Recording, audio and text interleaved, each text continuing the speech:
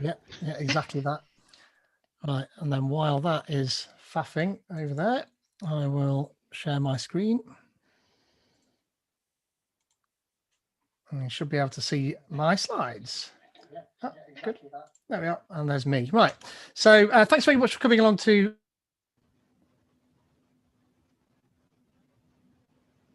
before. Thanks for coming. Now. Okay. Yeah, hold on.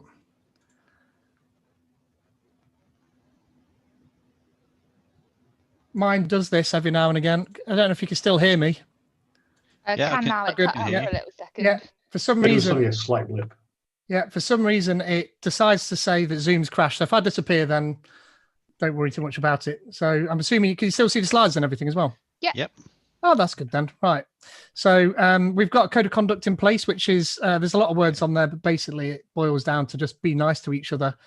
Try and use inclusive language. You are being streamed to YouTube. People may watch this before the watershed at a different date. So try not to swear. But, you know, we're not going to get all critical with you. There's still a meetup event. So just go ahead and have a good time. But yeah, be nice to everybody. If you do feel as though somebody is saying something or doing something which breaches our code of conduct, then either get in touch with me on the chat here or at Twitter at Pete_codes or at NotsIoT.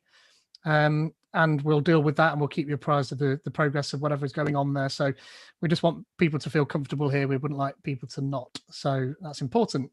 Normally at this point, we would be introducing a recruitment agency in Nottingham called Rebel. They are fantastic.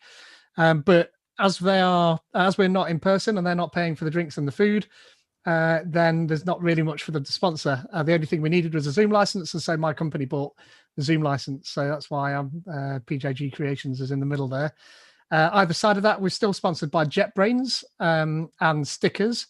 JetBrains make developer tools for developers like ReSharper and IntelliJ and WebStorm, PHP Storm, and about 6 million others. And stickers, well, they make stickers. We're not giving stickers out at the moment, but we have been given stickers. So when we go back to in person, we'll get back to giving them out as well. One lucky person will win a JetBrains license. That's their sponsorship to any one of their products, a 12-month license. If you just tweet on the NotsIoT hashtag, then at some point in the next couple of days, I'll go through and put your tweets into a tool and pick out a random winner. And I'll send a message out to you to say you've won. So tonight we've got Clifford Agius talking about how he's built a mobile flight simulator. And Katie Tucker will be giving us an introduction to quantum computing, 2 fantastic talks. And then coming up next month, we've got Catherine Makin, and she is an artist who paints both physically and on computers. And she does mainly space art, and it's amazing. If you go and check her out on Twitter, some of the stuff that she does is incredible. Really, really cool. And she's from Nottingham, funnily enough, but she moved to Australia, but she's back at the moment. So she's agreed to speak. Well, obviously, normally it wouldn't be a problem, but if you're in Australia, trying to speak at an event at this time of night is a problem. So her being back here is good for us. And we've also got Mohit Boita, who makes all sorts of really artistic looking IoT kit. So he uses brass rods to wire things up, and it's amazing some of the stuff that he makes. So he's coming along with Catherine, and that will be our last meetup of the year as well. That's pretty close to, it's 8 days before Christmas Day, so we'll call it a Christmas meetup. And then at the end of this month, we've got Mads Torgerson, who is the lead designer on the C# team. So being as we've just had .NET 5 released with C# 9 in it, then it's a pretty good scoop to get Mads coming along to speak at that. So that should be pretty good. I'm also part of a podcast, the Agile Engineering Podcast, along with Liam Gulliver and Misha Bell and Jonathan Relf. And so go ahead and check that out. And Louise Paling, and check that out and let me know how you get on. And with that, we'll do the normal screen share slide swapping business. And we'll start with Cliff talking about the mobile flight simulator. So thank you very much. Just before Cliff gets started, we tend to mute everybody and then have people ask their questions in the chat. If we get to a point where the speaker is at a convenient point, then I'll interject and ask a question. But other than that, we'll just unmute everybody at the end of the talk, and you can ask away at that stage. So other than that, enjoy. And go ahead, Cliff. Yeah. So I'm going to press this button. There you go. Right, you should see my slide deck now. I'll just unmute you, Cliff. There you are. Cool. Yep. Okay, there you go. Can you see everything now? Yep, perfect. Cool, excellent. That's what we like to see then. Right, so I'm going to talk about building a mobile flight sim and about the story behind how we got to building it and renovating it.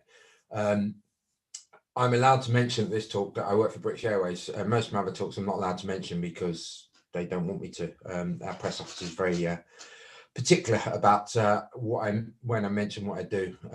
But obviously this one's a bit difficult to say that I'm a pilot for an airline and not mention the airline when it's emblazoned all over the slide deck. So they relented and let me talk about it.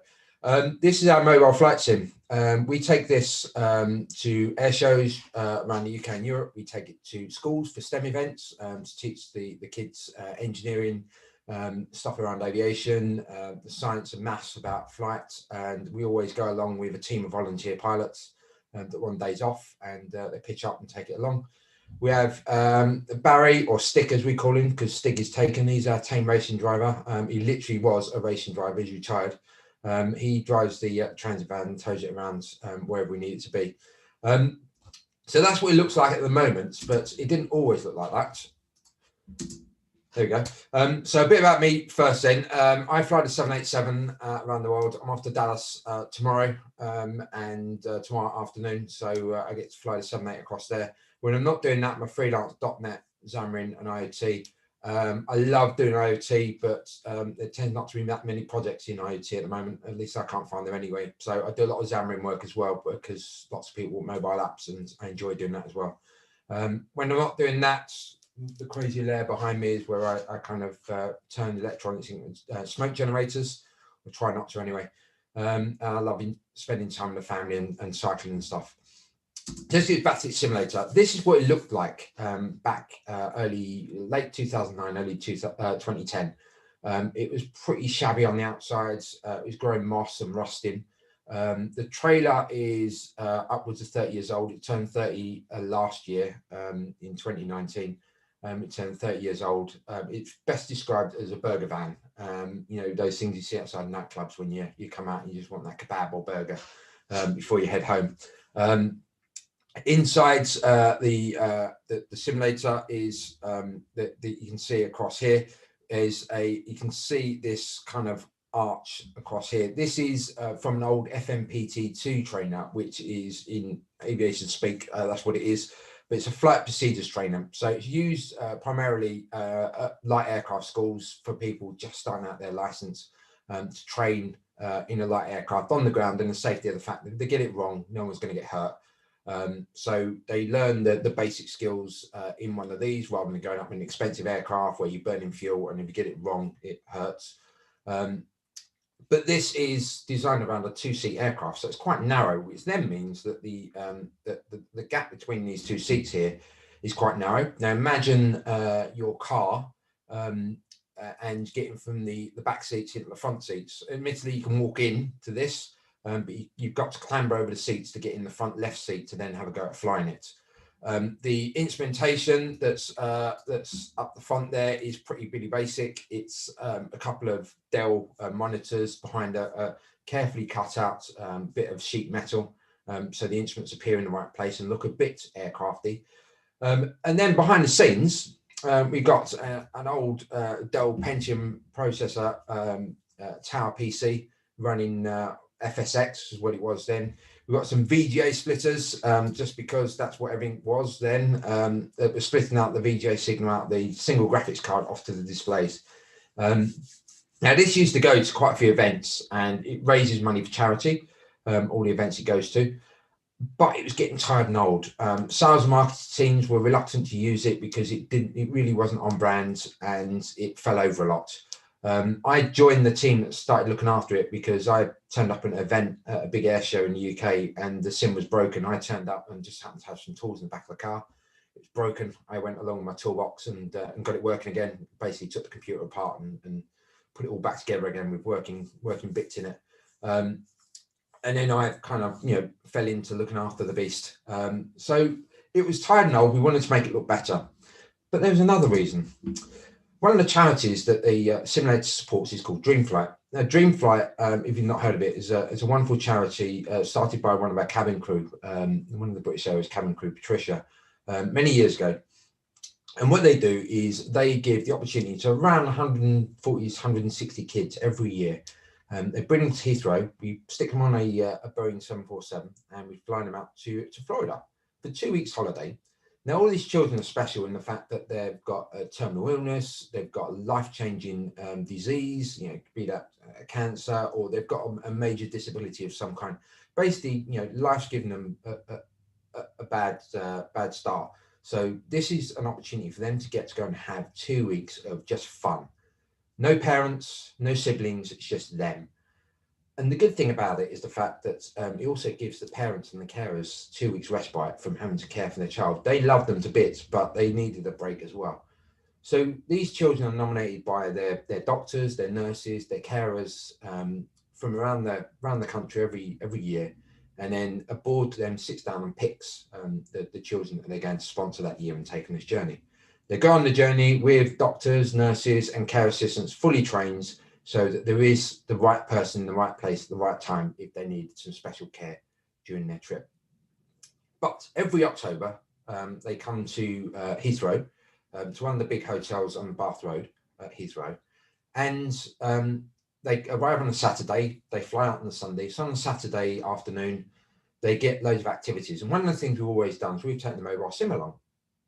So let them have a go in the sim, have a go at flying the simulator and experience a flight. And then they go inside the hotel and there's food and bands and magic shows and all sorts to keep them entertained. And then on Sunday, they jet off for their 2 week holiday.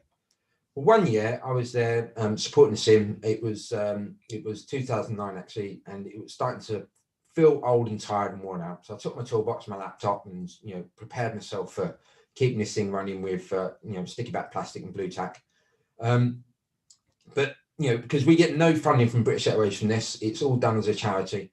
And a young girl turned up with her mum and dad's and the care assistant that was going to go with her on the trip, and she wanted to have a go on the simulator. She was wheelchair bound and wasn't very mobile. Now, if we look again at the simulator from the outside, you can see that the step here is a big step up. There's another big step here to get up. And then when you're inside, there's yet another big step there that you have to get up. Now, she was 12 or 13 years old. She wasn't a very, a big girl. She was typical kind of size for that age. And she needed to be kind of carried up these kind of 3 sets of steps. Now, if you remember before, I talked about the 2 seats at the front that need to be squeezed through. Now, her dad looked at this and thought, I've got to try and, lift my daughter between these 2 seats, just like a set of car seats in a car, from the back seat to the front. Placing the controls, she's going to have a go for 15 minutes, and then got to try and lift her out again and get back into a wheelchair. He wasn't too keen. The care team weren't too keen. And we was like, it's, probably not worth it. And, they wheeled her off to take her inside the hotel, and she went off in tears. And that got to me, and it's like, well, we're going to renovate this. Let's make this wheelchair accessible. Let's make this, inclusive. Anyone can have a go. Let's not just, make it such that, you have to be fit and able to be able to get to the control column. There we go. So we chalked that up on the list of things that we need to do, and we went away. Now, just at the time that we started looking at this, BA had announced that they were buying Boeing 787s, and this is the flight deck of a Boeing 787-800. Or Dash 8, sorry. I was tweeting about someone earlier that was calling them 800s, and they're not 800s. They're Dash 8s and Dash 9s and Dash 10s. Airbus call them 800s, 900s, and 1000s. Boeing Airbus, yeah. But these were coming. I went to a meeting with managers to try and drum up some interest with sales and marketing and our brands teams, try and get some funding to make this happen. Wasn't looking for a lot, looking for 10 to 15,000 pounds to make this happen, which isn't a lot considering what we managed to get done. They gave us half, but hey ho, there you go. I sat down and chatted to them and said, let's build this around. We just received our first A380s into the company. And I said, let's build it around A380s, because A380s have joysticks, and joysticks are easy to integrate. Just plug it in, USB joystick, and then that's the controls sorted. You know, it's dead easy. And it's even more accessible because this control column is not going to hit the wheelchair. To which most of the people around the table, all managers, but planes don't have joystick. Planes have that stick in the middle, that control column. No planes have joysticks. I pointed out that the A380 does have joysticks. And as you can see here and here, there's the FOs and there's the captain's joysticks. They have joysticks, and then they have tables in the middle for the pilots to eat their dinner on, and a keyboard that they can tap all the commands into the flight management system. Again, managers said, nope, they don't have joysticks. And I pointed out that, you know, the largest fleet in British Airways, the A320, the short haul fleet, all have joysticks. The A380s have them. So we took them to simulators and put them in a sim and let them have a go of flying an aircraft with joystick. But they were adamant that if they didn't think planes had joysticks, we should have a control column. I argued the fact that maybe we should teach the general public, but no, they wanted that. So they made it a rule of giving us the money. So that's what we did. So we went off and went back to our trailer and started taking it apart. So that's myself working with one of the apprentices, one of the engineering apprenticeships. So we got our engineering team involved, and they gave us the apprentices and made it their project for that 6 months. And we completely stripped this trailer. You can see we took the wall coverings off, everything, completely took it apart, and then made a complete flat floor. So it was completely wheelchair accessible. We then spent some time building it out to look like a 787, again, using the apprentices and our ground engineering team. And at the time, because the A380s had just arrived, we started to retire our 747s. Now, not as many as we've retired this year, admittedly. We only retired 2 back then that year. But yeah, we sadly retired all of our 747s this year due to COVID. But myself and a couple of the engineering team went along and see the asset disposal team and said, any chance we can get some parts? And we told them the project and what we was doing. And they said, yeah, we can give you the control columns, and we can give you the throttle quadrant. So myself and Dennis had great pleasure in the bottom right there. We're taking an angle grinder and cutting a 747 throttle quadrant in half, because 747 has 4 engines, a 78 has 2. So we need to make it into 2 throttles and then have a spare setup.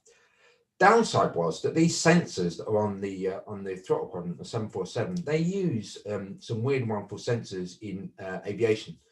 One of the problems I have is the fact that the frequency that's generated, electrical frequency that's used for a lot of the sensors on board, run at weird voltages. So these run on an AC wild frequency, and the generators on the engine, as the engine goes faster and slower, the generators just generate a flat voltage, either 24 volts, 115 volts, or 400.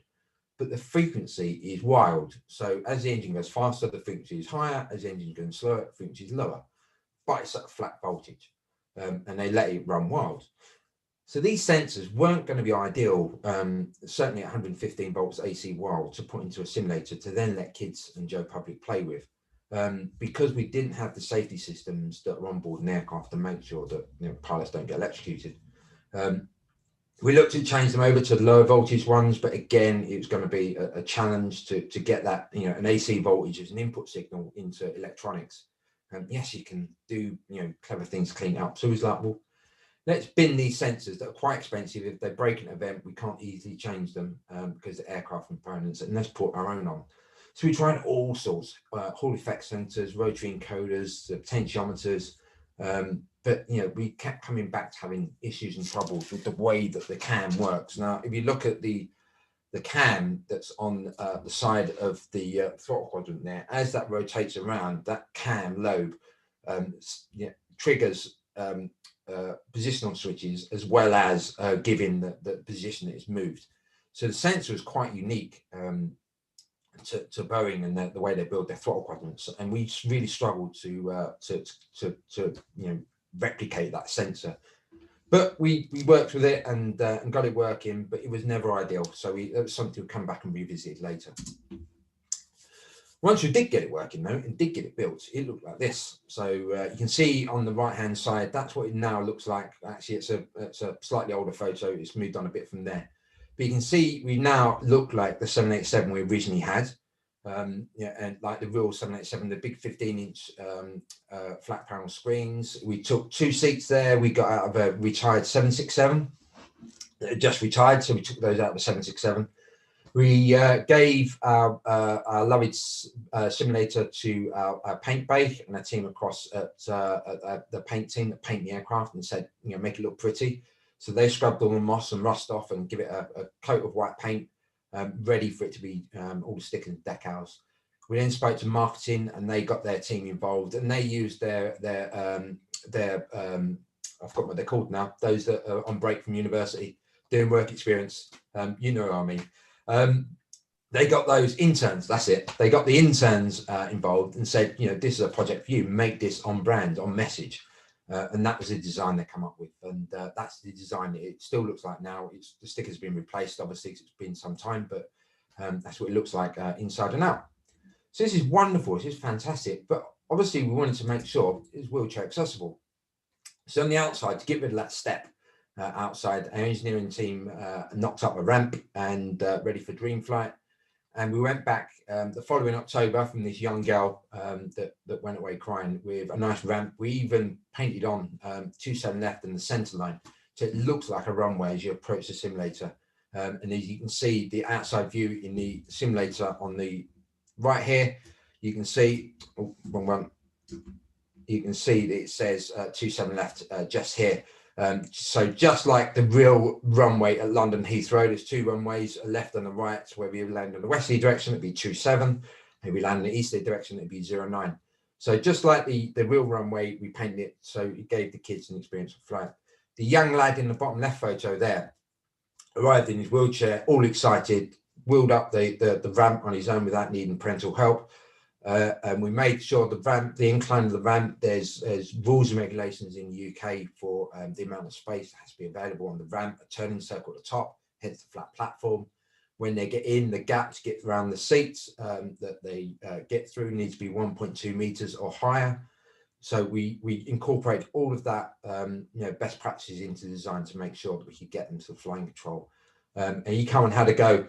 We spotted one mistake we made though, as you'll notice on the his head is quite low, so he couldn't see above the mode control panel, the combing that the autopilot system sit in. So we went away afterwards and made a little ramp for the wheelchair to wheel up onto for when that happens. But that is now as part of the sim equipment that goes around with a sim in the back of the van. We had a wow of a time. He absolutely loved it, and it gave him something to send him off on his journey to Florida. Have an awesome time, and he even actually beat his brother. His brother had a go as well, and he beat his brother at flying the sim. So that's where we got to. But how do we go about building it, and how do we go about controlling it? We've got this this panel up here that we use to control the simulator, and this is what I want to talk a bit more about, because obviously we want to talk about, that's the story about the simulator, but how do we build this simulator? Remember, we had the very old Dell Pentium PC stuck in the back that was you know, drowning under the weight of trying to draw these graphics. So we split it out into 3 PCs. These are 3 pretty high-end PCs. We have the instruments PC, which takes all the input from the sensors, the control columns, the rudder, the throttle quadrant, all the other sensors that are built into the simulator, and that controls the main model of the flight simulated world. So that would be if you're running flight simulator on your laptop or desktop PC, that is the main model of flight simulator.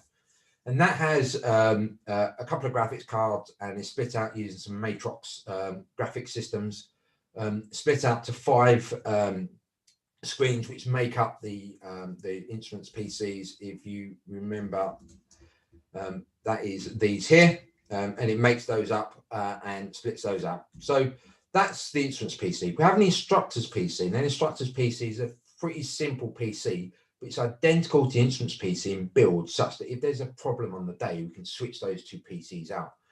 So we've got a spare backup in the rack, and there's instructions in the back, a quick reference handbook, as we have on the flight deck. If there's an emergency, you pull out the quick reference handbook and you go to that checklist and you run through the checklist. So we've written the checklist for switching those two PCs as it would be for a pilot on board an aircraft. The reason we've done that is A, it's a great way of writing checklists, but B, the volunteers on the day are going to be pilots. We need them to be able to do it without needing engineering support and help, because we might not be there. And all that does is drive the touchscreen and is used to control the simulated well. Then there's a third PC, the external view PC, which has got some pretty high-end NVIDIA graphics cards, and that drives 3 projectors. There's a spare one of those that sits in the rack as well, that we added about 2 years ago now, sits in the rack, and that is there as the backup in case that one falls over at an event as well. That drives 3 classroom projectors. These are the short throw ones that only need to be a few mil away from the projected surface, and it projects onto a mirror, and that returns back down to the flat surface.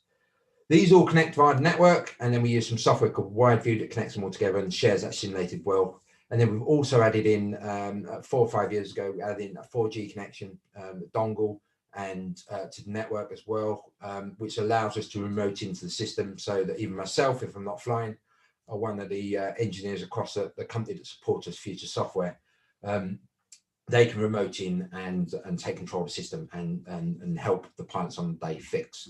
So that's the behind the scenes hardware now and all the sensors. But how do we control this in software? One of the things we needed to do was get the inputs from the control yokes. We wanted to go with a joystick, but the managers said you can have the money, but we want control yokes.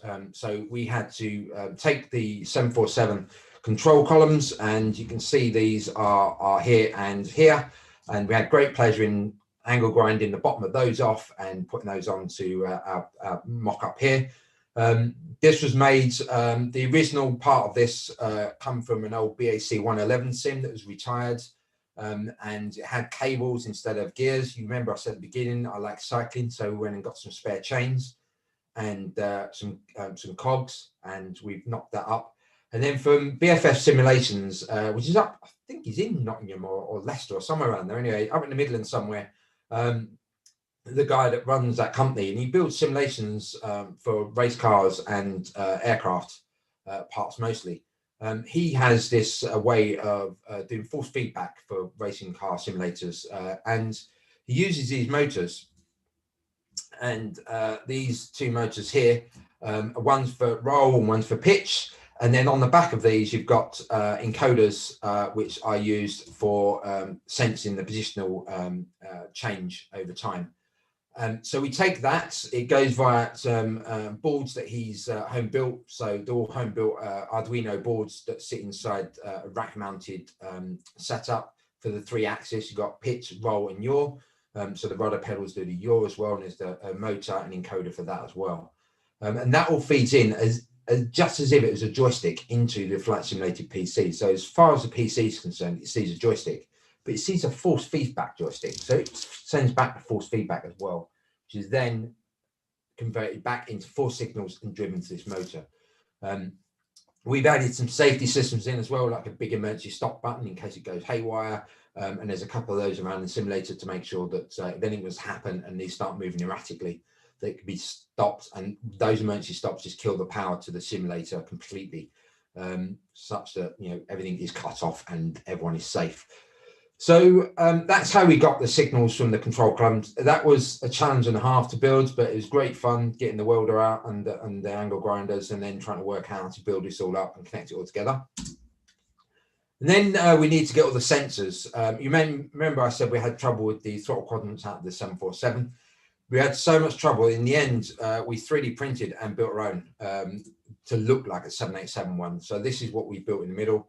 And why we've been 3D printing, we built a new park brake and alternate pitch trim switches in case the ones foul on the control columns and the force feedback doesn't work. We've now got those as well. And then we've got the alternate flap lever here. So in case the flap lever fouls on the throttle quadrant, which is here, we've got the exactly the same as on the real 787, the alternate system. You push the button and then you move the switch, and it will drive the flaps and slats out to a set position.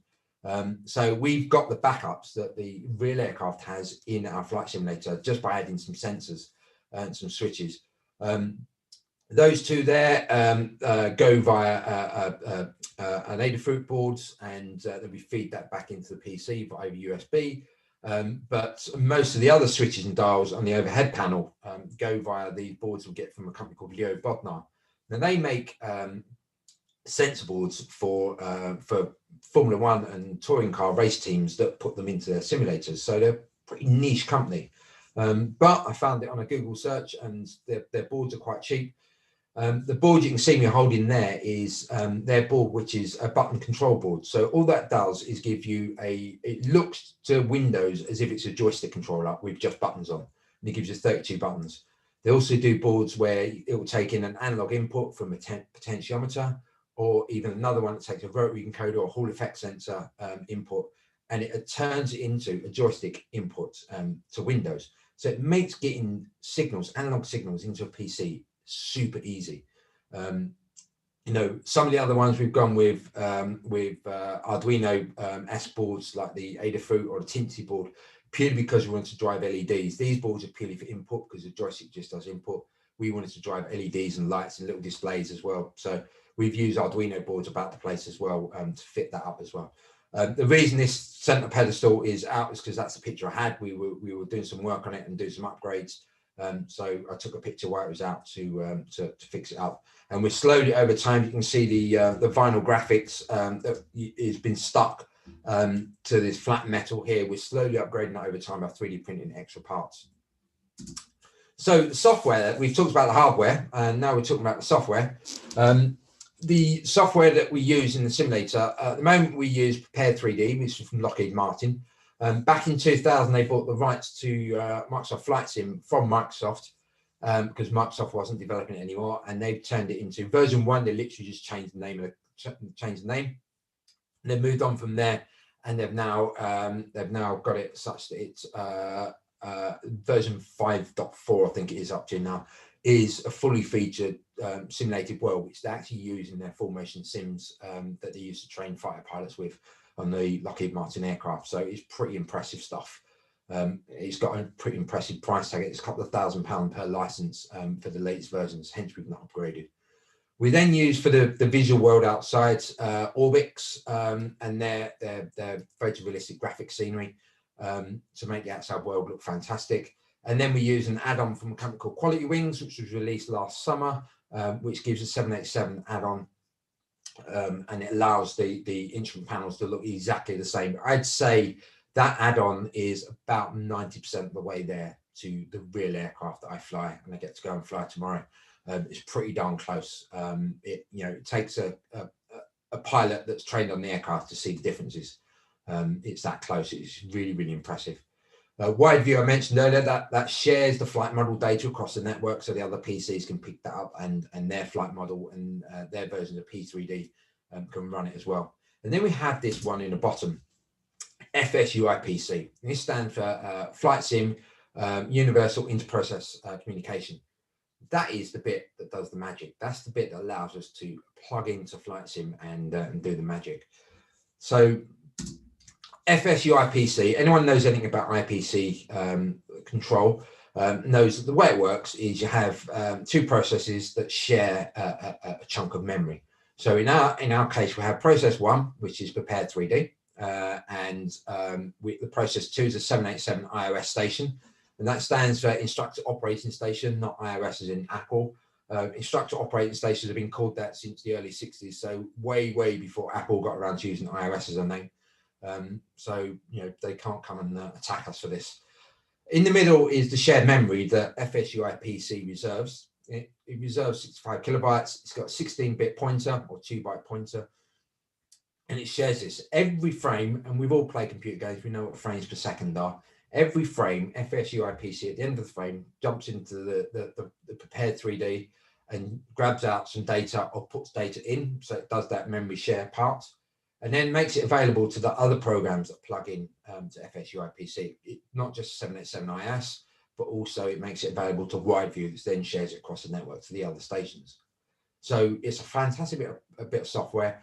The new version 7 is beta release at the moment. We've been testing it because that gives us the ability to run Microsoft Flight Sim 2020 and our flight simulator, and we're really excited to give that a try over the next coming months when we're allowed out to play again, because it means that we can remove Prepared 3D and the Orbix software and run Microsoft Flight Sim, because we just love that it's the visuals that are there, and it'd be really cool to give that a go as well. And it will just be plug and play. FS UIPC will just sit there, and then we just change process 1 to Microsoft Flight Sim. So it should be fairly simple, he says. So how does it work? Right, well, I'm aware that not everyone's a C#.NET developer, and I wanted to remind you all of your integral types of C#, just in case you don't know them. If you don't, you can head to the docs.microsoft and read all about them. But you've got bytes, which are 8-bit, shorts, which are 16-bit, ints are 32, and longs are 64-bit. I'm just pointing that out because it will become important in Parent Wire in a moment. And then we've got the odd char, which is 16-bit, and that's just for doing your chars, Unicode character sets.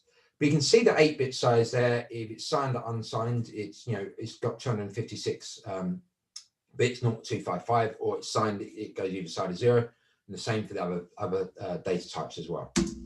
So Pete Dawson and the whole team of Flight Sim enthusiasts over the early years went through Flight Sim, and what they did was they toggled every button, they toggled every switch, they put the gear down, put the gear up, and then they looked at this memory location, this 65 kilobytes memory, and see what changed.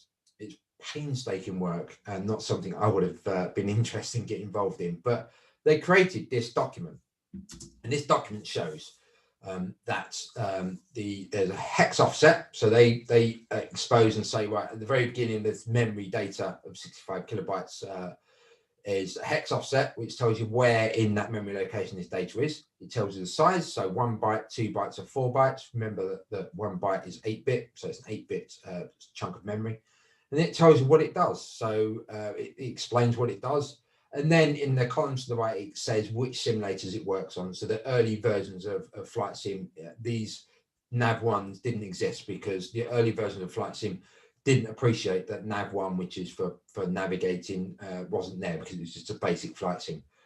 So OK Sim C onwards, I think Flight Sim 2020 is E or F now. So it's moved on from there. So let's look a little bit more in detail. I'm not sure if I can stop this, Pete, from popping down at the top. I'm not sure if I can move it, but it keeps popping down in the wrong places at the wrong time. Let me know if I can. Yeah, you can move it. You should just be able to sort of grab it and shift it away out of the way. I'm not sure I can. Can I grab it and shift it? Oh, I can. There you go. Let's chuck it over out of the way. There you go. Thank you. You'll lose it now and not be able to stop. Yeah, I'll do. I'll worry about that later. So let's look at, I need to click back over here now. Let's look at the Nav1 because that's something we want to use in the simulator later. You can see the hex offset from the memory. You can see the fact that it's a 1 byte location, so it's an 8-bit value. It's an integer value. So go, and it's signed. It goes from -127 to +127. We look down at the table that we've created below. It gives a position in the integer position in that memory location and what it is and what it uses. But we look at that memory, that split of memory, that span of memory that we use. Then you look across at something like Nav1 signal strength, and you look across at Nav1 signal strength, and I didn't actually highlight that, but that is this one here. And you can see that it only goes from 0 to 256. And then later on, that added the fact it goes from 0 to a million. But that would still easily fit in a smaller memory chunk.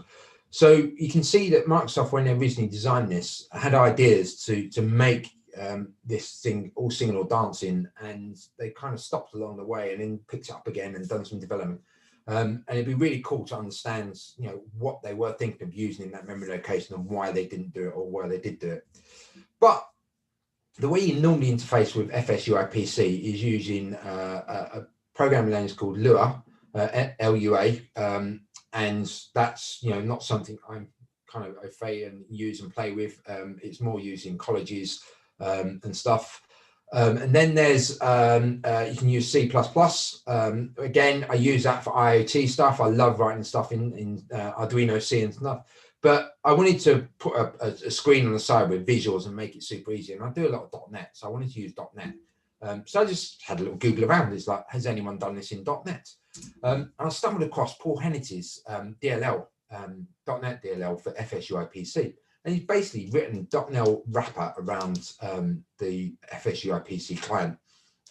It makes it super simple. So he's broken out all the normal calls to and from. He's broken out into structs and classes. Quite a lot of the common things you do, like looking up an airport, so you can find out the airport's lat and long, the runway in use, the height the airfield is, because not everything's at 0 feet. Heathrow Airport, for example, is at 80 feet.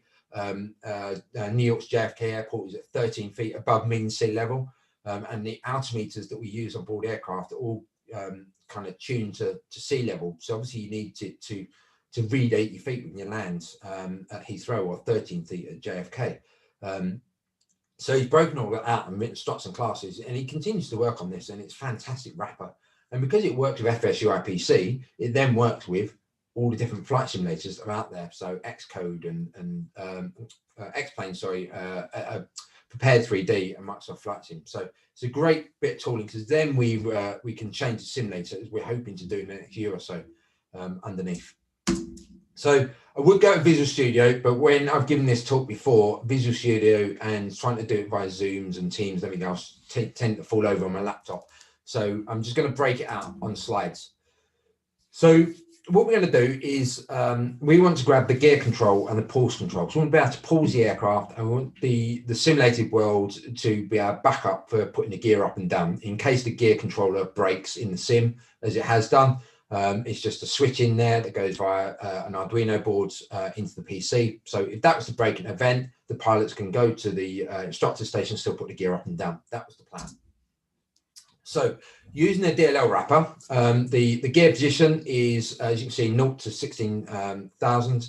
It's a 16-bit integer value. And the reason for that is because you can do it with a position sensor, like a potentiometer or a joystick input to put the gear up and down. You can stop it part way through, which is great, because then we can do gear failures and make the gear foul at a certain point in its travel and see if the pilot can land it. And that's the thinking behind that as well. So you can see there, we're taking the 32-bit value as an unsigned int, and then the short for pulse, it's a 16-bit value there, even though they're only doing toggling 1 bit, 0 and 1 for pulse.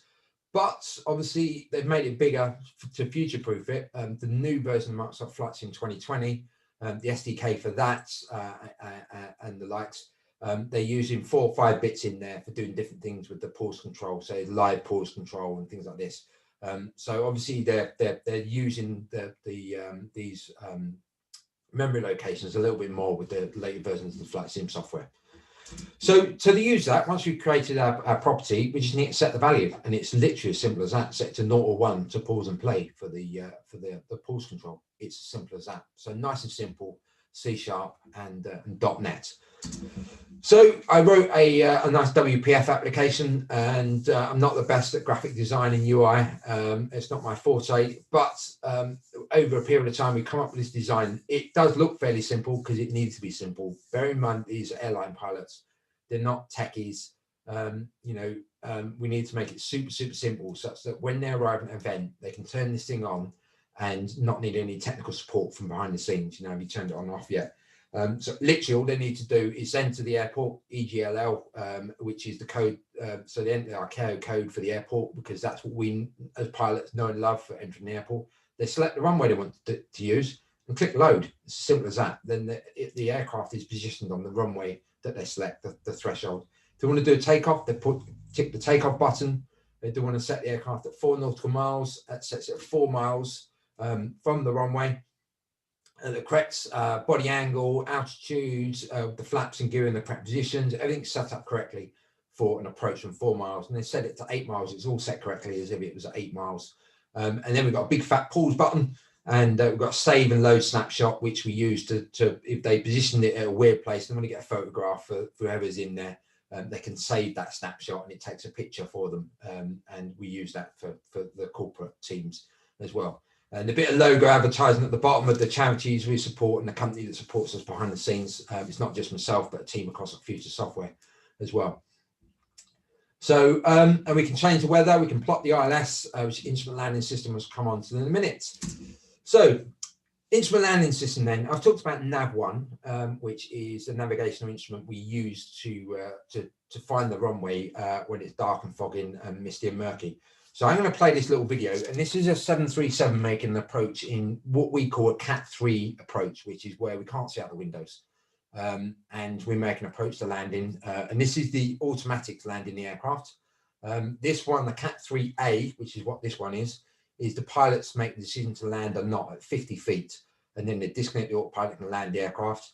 Or the aircraft, in this case, they let it land because the aircraft systems can do that, and then they have to disconnect the autopilot because the aircraft doesn't have the ability to maintain the center line for the rollout and slow the aircraft down.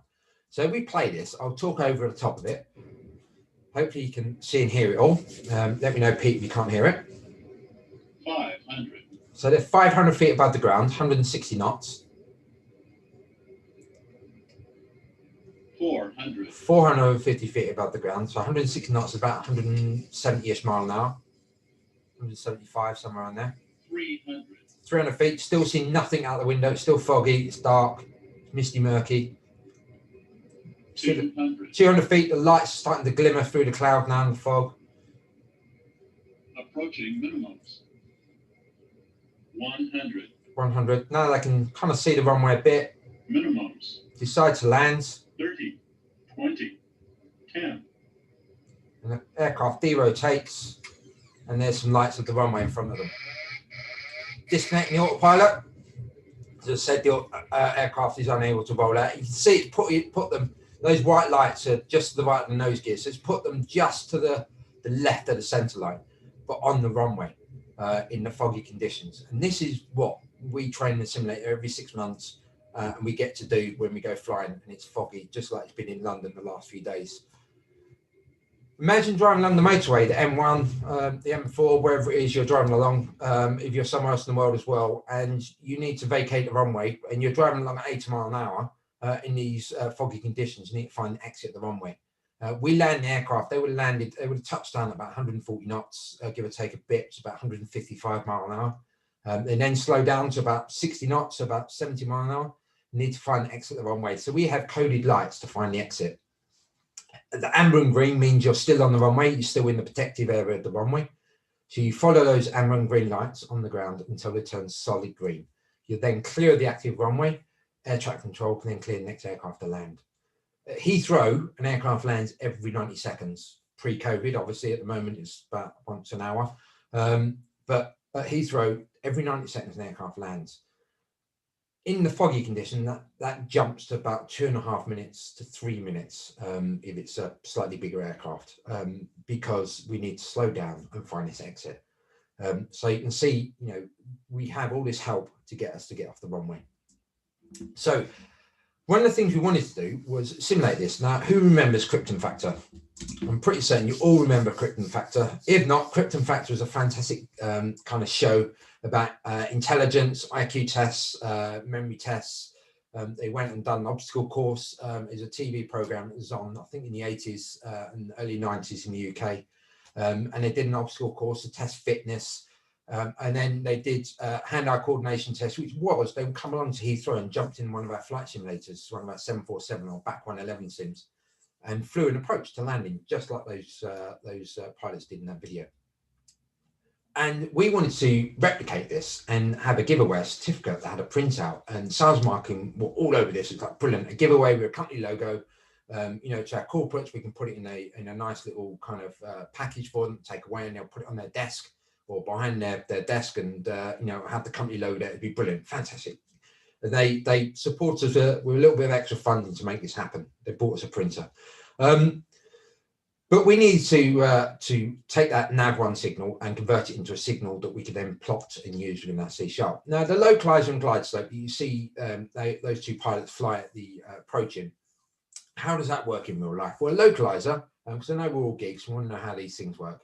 The localizer is basically, there's a set frequency for that runway. So 108.5 is the frequency at London Heathrow. For one of the runways, not that I tune it often enough, but there you go. So what it does is it broadcasts on that frequency two different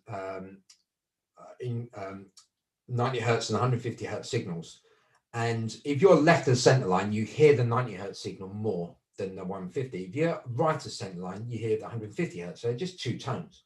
If you bang down the center line, yeah, they merge together and you hear a single tone. Now, back in the day when these were first invented, the pilots would literally listen to that tone, and far better pilots than I'll ever be. Just listening to that tone and flying down an approach on a dark, stormy night. If you want to read about it, is a fantastic Fate is the Hunter by Ernest Gant. He's a fantastic book about aviation and how these things come about. Most pilots have got it, and a dog-eared version of it on their bookshelf. It's a fantastic book. And then there's a similar signal for the glide slope. All we've done is take the antenna, stand it on end, as you can see in the lower photograph there. And the glide slope at most airports around the world is 3 degrees, so they come down to 3-degree approach. Some airports, like London City Airport in London, it's 5.5 degrees because there's rich people who live below and don't like aircraft noise, so the planes have to come down a steeper angle. And then not a lot of aircraft can get in there because not all aircraft can approach at that steep angle. So there's limits to the angle that the aircraft can make the approach at. So we can take those signals. Now on the real aircraft now, rather than the pilot's listening to this tone, there's a computer behind the scenes that listens to it and then gives us a signal of left and right and a signal of up and down. And we learn to fly that by looking at the instruments because we can see nothing out the window. So we look down the instruments, and it's called Instrument Flight Rules, IFR. And that's what we learn to fly by when we train as a commercial pilot. So we wanted to take those signals and put them in. So what we wanted to do was when you press one of the 4 mile or 8 mile buttons, it put the aircraft on the correct part of the approach on the ILS, Instrument Landing System, tuned the nav frequency for you. So we need to set that nav frequency for the correct runway. So we need to read out the flight sim world, which runway is it? Is there an ILS on that runway? What is the frequency? Because believe it or not, Microsoft Flight Sim have 28,000 runways in the database, and it's realistic and it's updated. You can download a cycle every 28 days, which is updated from the internet and load it into Flight Sim because they use the real data that is used by the aircraft avionics systems. It's called an ARINC cycle, and you can download the data and plug it into Microsoft Flight Sim. Which is fantastic. So it's updated often. So the pilots are used to that frequency. They don't need to tune it because we do it for them. Automatically, we read out that database and plug it into the system. Then we need to get the NAV1 localizer and glide slope, -127 to +127. Glide slope's a little bit less. It's actually less in real life as well. So Microsoft back in the day when they did this, obviously had a pilot involved to make it work. And then they use these offsets. So we read those in. We plot them over time and distance, and we can create a nice little chart and graph like this. So you can see here at the very beginning, the plot is gone high. So I made sure the aircraft went high. I made sure I went low, and then I've flown as best I can as a commercial pilot, a nice line down the middle. And then at the end, I intentionally went low and I intentionally went high. What we do is at the very beginning, high and low, we don't take too much off your score. We kind of leave you alone a little bit because you're getting used to it, and out there you're 3,000-4,000 feet. It doesn't really matter. In the middle, it's getting a bit more important. You get close to the ground, but if you're low, close to the ground, that's where buildings are and hills and antennas that are broadcasting radio signals. The Shard in London, for example, the hills around Mexico City. It's dangerous things be there. And you don't want to bump into them. So if you go low when you're a mile or two from the runway, we take off hefty amounts of score. If you dip high, again, we take off quite a bit of score. Not as much of dipping low, but if you go higher, what happens is if you stay high, you'll land long on the runway and you may not have enough runway length to stop the aircraft, and you may go off the end and crash. So again, we take score off. Now, the scoring system we use in the sim is very similar to the scoring systems used to grade us in the simulators that we train every 6 months. So we can use this and copy it across and use this to grade our student pilots that sit next to them, be it the head of a bank or aviation fanatic at an air show, or teenagers at a STEM event at a school. So we give them a plot, that's the glide slope plot. We give them a localizer, which is left and right as well. And again, the closer you get to the runway, the more score you take off for left and right of the runway to make sure you don't slide off the side and land on the grass. And then we give them a score, and then outside on the side of the sim, we have a Top Gear-esque kind of, they write their name and their score, and they put it on the board.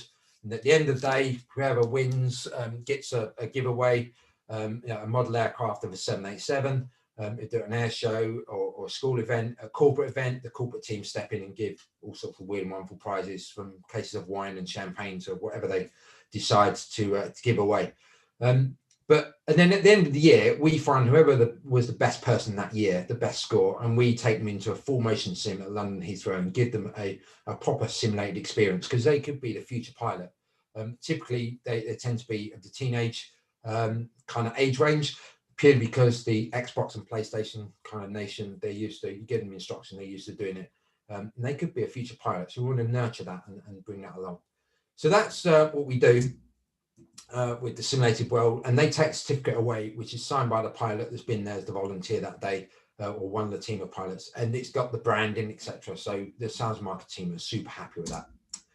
Our sim gets around.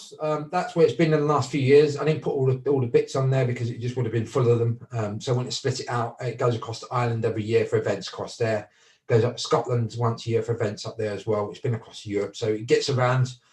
Stick, our tame racing driver, will tow it anywhere, anytime. You just need to feed him and water him, and he's a happy bunny. And then we support the charities. So High Flight is the flight operations charity, and that supports flying scholarship for disabled people. And it also sponsors a couple of student pilots that have got disabilities or come from a background where they need a little bit of help in life. So, we give them a scholarship to go and get a private pilot's license. And also we take inner city kids and we take them to Kent Gliding Club every year. We take a team of, 40 to 50, 60 sometimes, and we give them a glider experience, again, to give them the feeling of flight. And give them a talk from a couple of us pilots about how, you may be in a city, you may come from a deprived area, but you're not stupid, you are clever. Let's get that out of you and show you what you can do in life. I'm an inner London child. I grew up in East London. It wasn't the best of places to grow up, but I managed to get away and make a career for myself, or two careers actually. So just highlight that, and some of my colleagues have done it, the same as well. I'm just highlighting the fact that you can do what you want to do as long as you want it enough. We still support Dreamflight. Every year we go to their events. We've now got the ramp, the little chocks that the wheelchairs can go onto inside the simulator, and we support them financially as well as with the simulator every year as well. And then a couple of times a year, we loan the simulator, and the pilots go along as well, to our friends across at London Air Ambulance. They are a charity. So you have to raise funds every year. So we loan them the simulator to raise funds at a couple of events every year as well.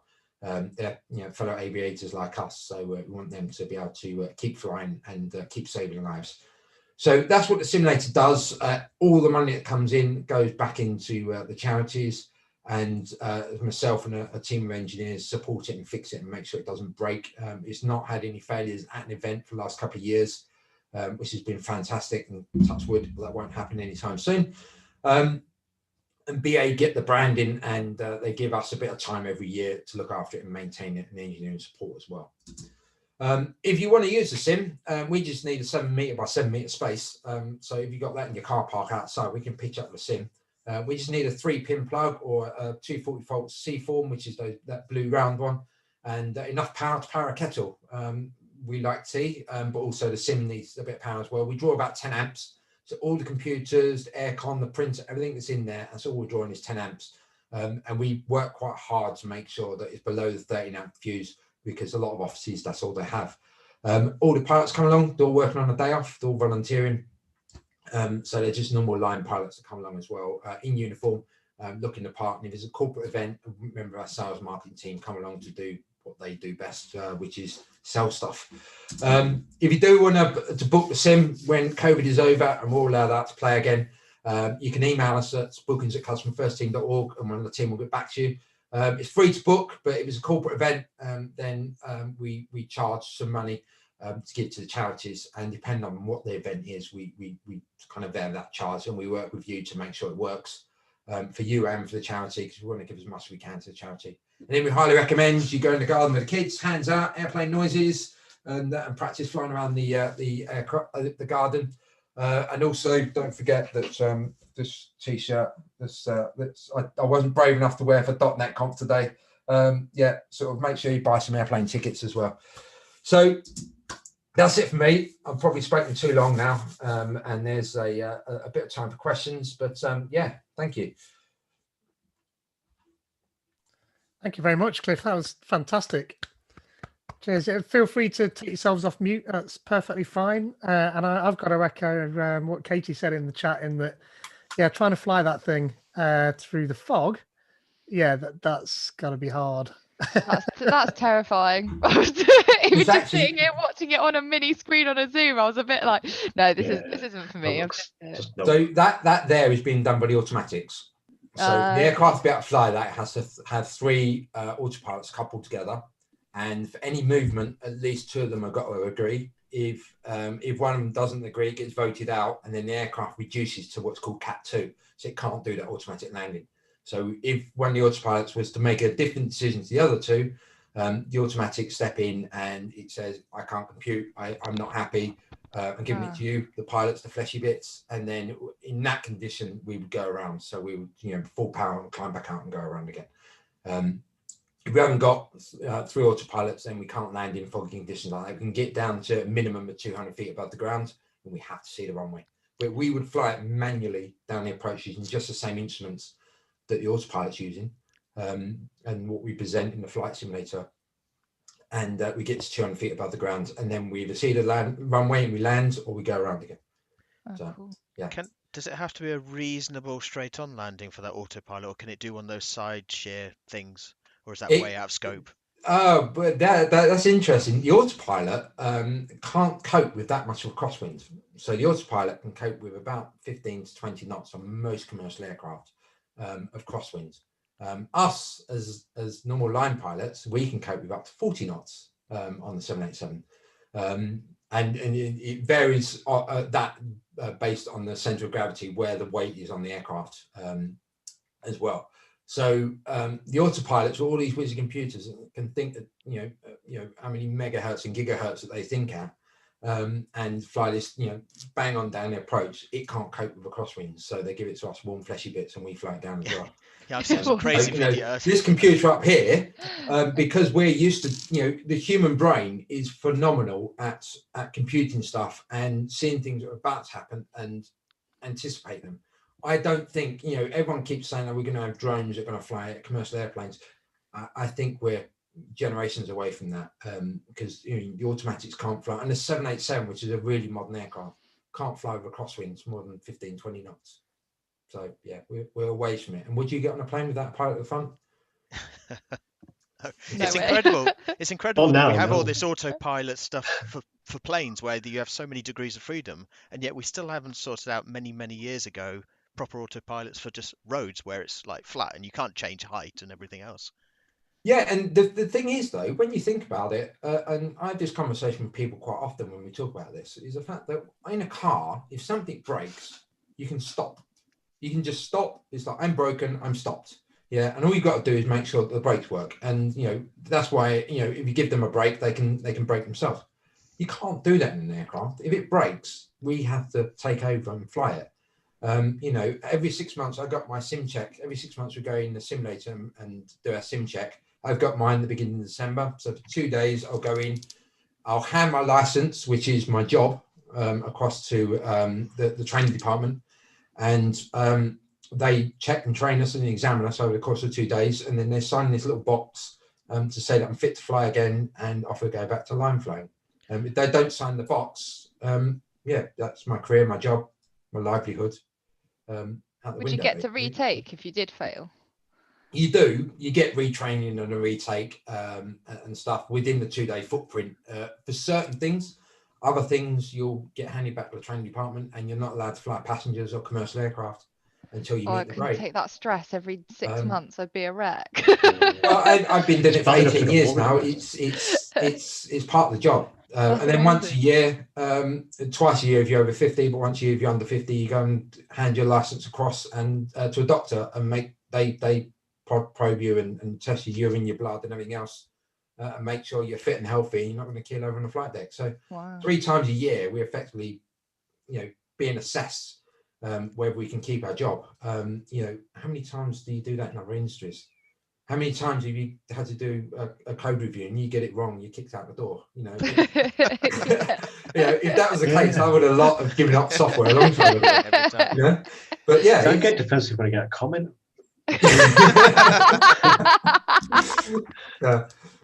So with COVID, with the lack of your flying hours as such, because you're not flying. I'm still flying. Just no passengers.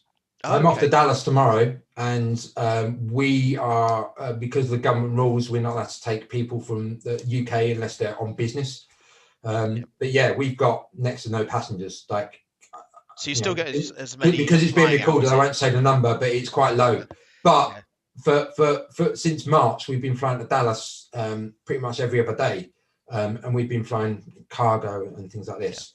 So you don't need to be retesting simulator more frequently because you are still getting those flying hours in then. Yeah. So but some of my colleagues, like I've got colleagues on the A380 and the likes that are hardly flying. I've got colleagues on the A320 flying around Europe, hardly flying as well. If you don't do 3 takeoffs and landings in every 35 days, you have to go and go back in the simulator and practice your takeoffs and landings in front of an instructor. So yeah, and then you have to physically fly the real aircraft every 90 days. So you can only do that once in the simulator. Next time you have to do it has to be with in the real aircraft. If you go beyond that, then you have to then do it in the real aircraft with an instructor stroke examiner as well. So yeah, keeping flight recency for some of my colleagues has been an absolute nightmare. And it's a nightmare for our training department because, you know, late March to early June, the training department where all the simulators was closed by the government, so we couldn't even go there. So yeah, it caused all sorts of grief. But it's not just BA; it's airlines around the world that are suffering with this. So, any more questions, or should we let Katie rack our minds with quantum computing? Oh, we'll have a break for a few minutes first and let people go for a Yeah, I need a break. I need to go and get some water in. I need to do that same thing. I'm going to get a beer, actually, after watching that fog landing. I need a drink. I've got a question regarding that book you talked about. What was the author of the name of the book? It's called Fate is the Hunter by Ernest Gantz. Okay, Fate is the Hunter. Thank you. Awesome book. He talks about the early days of commercial, doing the mail run across the US, and all those early kind of piloty and air traffic control things, and flying these. I mean, I broke out in a cold sweat the first time I read it. I was like, you do what? Just like you're doing. We've just watching that video. As a commercial pilot, I was like, wow. I mean, they were heroes. Flying by the seat of their pants. Basically, that's what they were doing. That's all they had. I tried flying an ILS with the 2 tones in a headset in one of our old sims before it was taken out many years ago.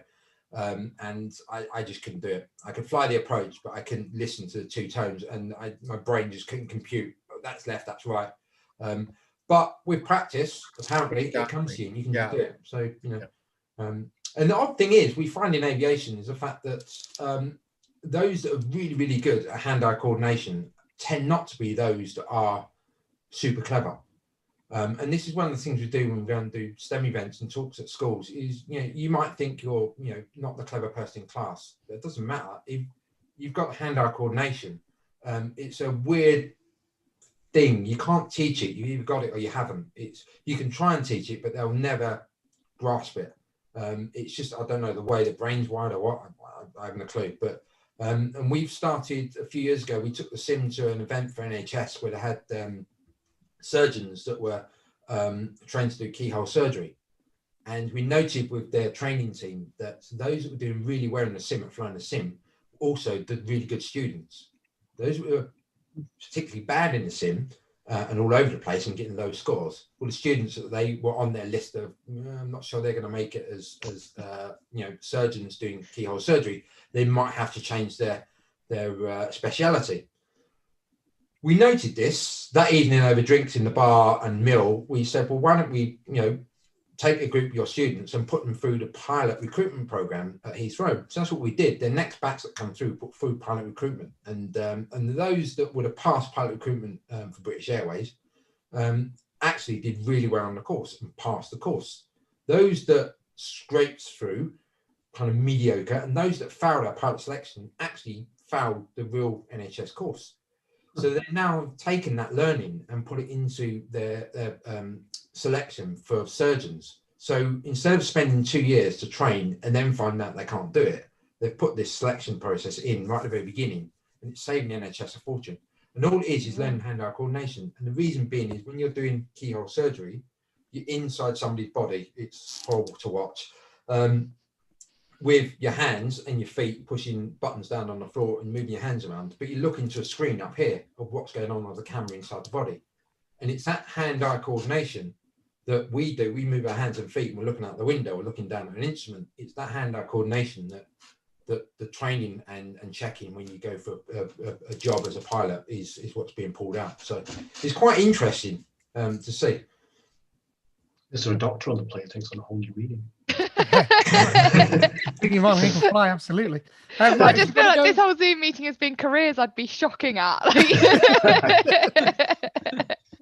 Right, if you want to go and get a drink and nip to the loo, I feel like 10 past is going to be a bit short now. So if we get started again at 8:15 GMT, so in 10 minutes, basically at 9, if you want to be exact. So, but obviously feel free to carry on chatting. For those of you who don't need to do that, but I'm sorry, I've got to. Have you thought about, for the flight simulator, have you thought about putting the burger van as such actually onto hydraulics to do the whole pitch shift yaw stuff physically? We did talk about it, or we started out as a joke actually with the engineers, and we did talk about it, but the risk assessments and safety paperwork that were needed with the public, we was literally going to just move it a couple of inches, just so it gave the feeling of motion. But yeah, the risk assessment team, the health and safety team, said no quite quickly, so we binned that idea. But yeah, there you go. It would have been nice though, it would have been cool. We put rumblers under the seats, so as you land on the runway, the seat rumbles a bit. We've done that, but that's as far as we could go, sadly.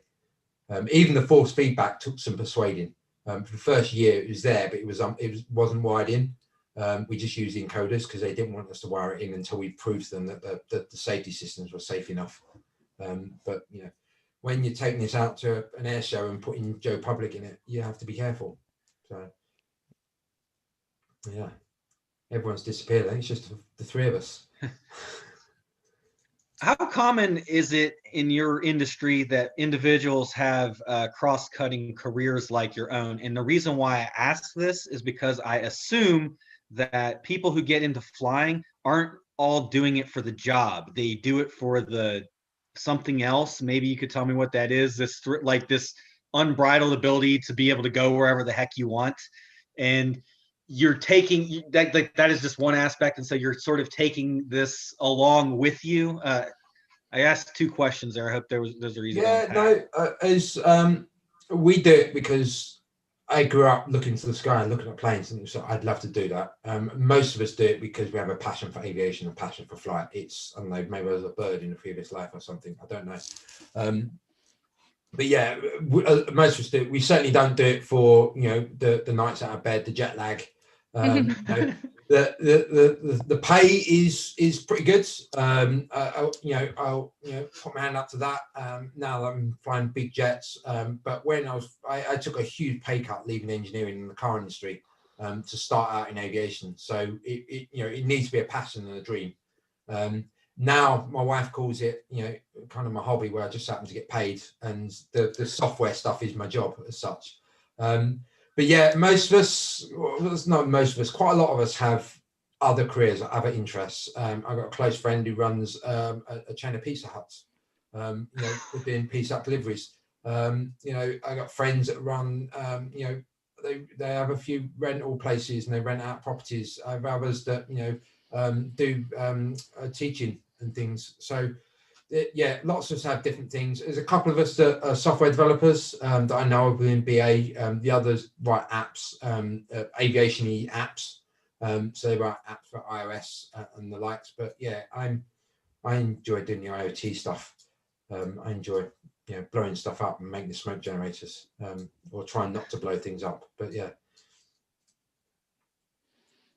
So does that answer your question?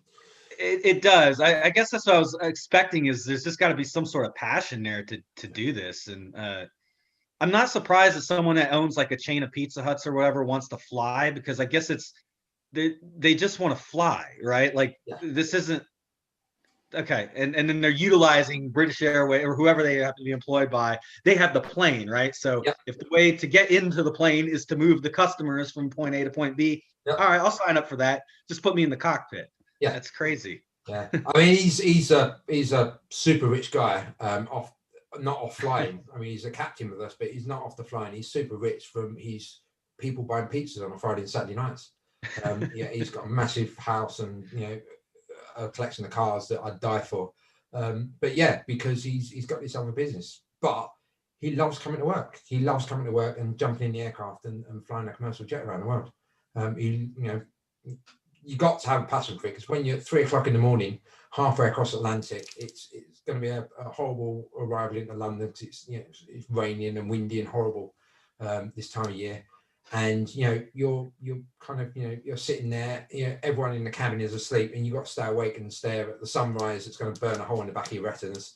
There's got to be a passion for it. I'm painting in a dark light, but anyone that follows me on Twitter has seen the pictures I post. The office view is to die for. It's awesome. I'm so envious of you. So Dave, I'm so envious of you. I've seen those pictures. Thank you for sharing them. Yeah, I got moaned at back in April when a lot of my colleagues were losing their jobs. People reached out to me on Twitter and said, "Stop posting pictures. Your colleagues are losing jobs," and really got upset at me. One person got really, really upset at me for posting these pictures. And I'm not sure if anyone remembers, but I did ask the question, should I continue posting or not on Twitter? And everyone said it was like 100% yes. You don't normally see that. So I continue posting. What do they want? The whole world to be bleak? If you don't like them, then unfollow. People go through hard times of light, like we. But yeah, I enjoy. But my wife and kids have never seen the Northern Lights. I see them this time of year, pretty much every flight. Oh wow! Because we're at altitudes, and in the flight deck, it's a lot darker than it is in the cabin. We've got a much bigger field of view, obviously, and yeah, we get to see Northern Lights quite often. We only see kind of the purples and greens, not the pinks and reds, because we're looking from an oblique angle than from the ground. Even though we're only at 40,000 feet, that changes the light that we see. We see all sorts of fun stuff. I was fortunate. I think it was not last year, in 2018, going across the Atlantic, and we went quite a bit north over Greenland and Iceland. I believe it's Greenland, and was able to see the icebergs because it was the summertime, and it was unbelievable. Like, it's just something you would never, unless you were flying, you would never be able to see it. It was wonderful. I've got another question though regarding the simulator, Cliff. Just before you go on to that, I just want to say about the icebergs, just very quickly. I've been flying across the Atlantic commercially for just over 10 years now. I and my colleagues will talk about it. We can tell the difference in winter and summer between the amount of ice that's around Greenland now compared to 10 years ago. We can see the difference with our own eyes in 10 years. Global warming is a real thing. I have a great, it's something I caught on film because I've got a great camcorder with like 200 times zoom, and I was able to and it's got video stabilization. I was able to just zoom in on it, and there were like thousands and thousands of pieces coming off of those glaciers. I don't know if that's something normal, but I was also, quite surprised with the number that were coming off of it. Yeah, it's changed a lot in 10 years. So you had a question. Sorry, before you Yes, regarding the simulator, how close is the simulators to actually flying? Because you talked about having to go in for retraining and things of that nature. What are the differences? I came into this about halfway through, so you might have mentioned it earlier. No, the sims we train in, everything forward of this kind of, the arts that you see in the simulator, that is a similar arch, but obviously it's bigger in the commercial sim. Everything forward of that is real aircraft components. So it's real aircraft. They call them CAT D sims, are the ones we train in. And a CAT D sim is, literally you can go from completing the course on a commercial aircraft, and your first flight on the line will be with passengers sitting behind you. You have a training captain sitting next to you and a safety pilot behind, but it's that realistic. So the feedback is pretty much exactly what you would have experienced in flight. Yeah. Okay. Thank you. It's very realistic. I'll let Katie do a talk. I feel like I'm hogging this, Katie. Sorry. That's all right. It's really interesting. Also, you're a well-established, very professional speaker, so I'd just like everyone to slightly lower their standards. It'd be awesome. So also I can't believe how wholesome that was. I think my heart was going a little bit, like I didn't realize it was going to pull on my heartstrings the entire way through your talk, but I loved it. I must admit that young boy, when I see him come into the simulator, the one that you see pictured, and he wheeled up and he walked out with his certificate and a massive smile on his face, I did bring a tear to my eye. Oh, I would have been full on bawling. I'm terrible with that kind of stuff. But that was all the hard work we put into it. It was all worth it with that one child. Oh, you want more heartwarming stuff? Watch Cliff's other talk on Handy. That's just as heartwarming. That's fantastic. Go and find that on YouTube. Not that conf earlier today. We had this moving around, and yeah, that's it's got an Arduino board in the back and some electronics. But yeah, have a look at that. Amazing. That's fantastic talk. Cool. All right. Well, at that point, we'll move on to Katie's talk about an introduction to quantum computing. So I'm really looking forward to this. It should be awesome. I need a cup for my brain. Are you all ready? Right. So the terrifying moment for me has arrived. So I'm going to be talking to you about quantum computing, just a kind of beginners easing into quite a terrifying subject. Which seems to just pop into the headlines every so often, just to be like, big scary words, you should all not ever understand this. So here's my entrance. A little bit about me. So that's me and my dog. I'm a computer science graduate from the University of York. I'm currently a software engineer at Source Bioscience in Nottingham. As I mentioned to some of you earlier, I'm quite new to the Nottingham area, so I was really excited to give a talk to you guys and meet some new faces, as I know nobody. So I gained my interest in quantum computing at university. I did a couple of modules there, which was amazing, but honestly blew my mind. And just, I think a lot of us just pretended we knew what we were talking about for anything we had to do coursework wise. It was not my finest hour, but it was really, really interesting. And it's followed me ever since. And if anything comes up, I'm the first to get nosy about it. But I'm not a professional. It's my disclaimer for this talk. Cool. So in this talk, I'm going to be looking at, first, I normally ask what people know about quantum. I might skip this just for the Zoom. I've got a couple of bits where I might ask for a bit of input, and we'll see how that goes with the Zoom COVID in place. Going to look at classical computing, just so we know why we'd be looking at quantum computing, what's wrong with our current computers, why do we want to move forward. Then the main concepts of quantum computing, which are superposition and entanglement. A bit of wave theory, what are the actual applications of quantum computing, what does quantum supremacy mean, and what does quantum look like in the real world? Like, we can have all these theoretical ideas, we can talk about these very clever things, but what is it actually going to bring to our lives? Cool. So skipping. So classical computing, let me just, my little speaker thing is right over my, there you go. Classical computing, so as most of you probably know, everything in a classical computer is broken down in terms of ones and zeros. So pictures, videos, text, everything goes through layers that become more and more simplistic until right at the bottom you've just got these two states, and these two states are represented by two states of a transistor. The transistor is either fully charged or has no charge at all, and obviously it's a very simplistic base view of very, very complex things and ideas. Yeah, so it's all physical laws that move the transistor, but you've essentially just got these very basic, is it on or off, right at the bottom. So the reason that people needed something new is because there's a lot of problems, and I've put up an image of NP problems, all those kind of things. There's these different groups of problems that take different amounts of time to solve, bear in mind what you're inputting. So the issue is that as we want to understand more complex things, a lot of the algorithms we're using are getting more and more complicated.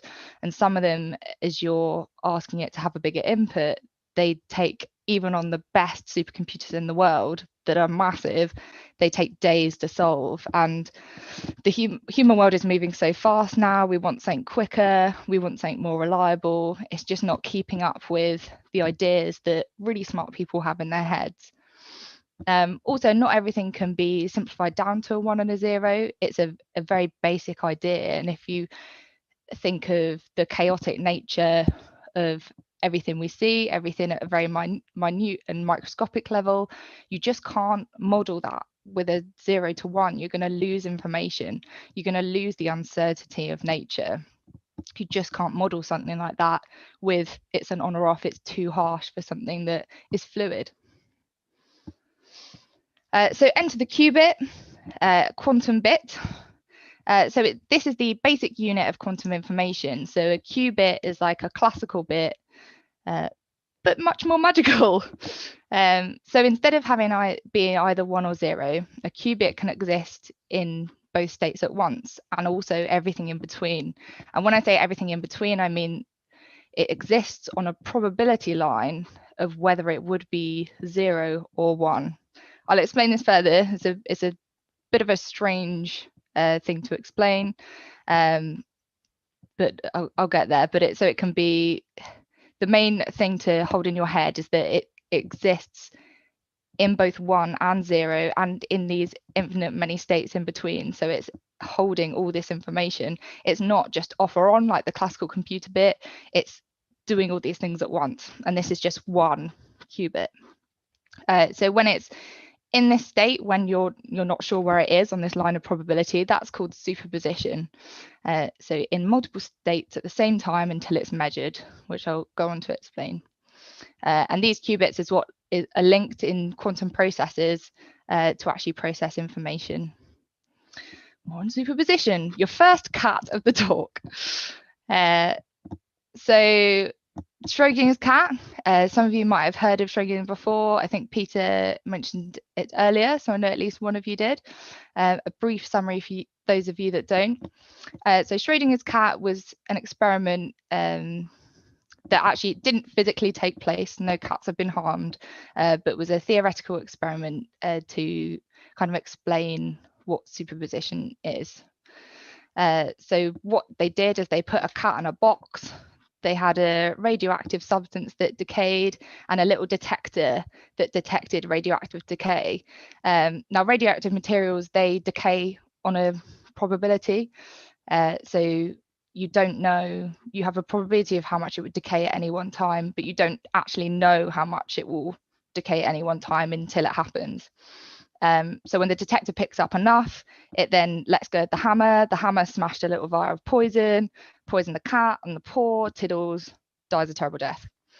And the idea behind this was that when the box was sealed, you had no idea how much decay had been emitted.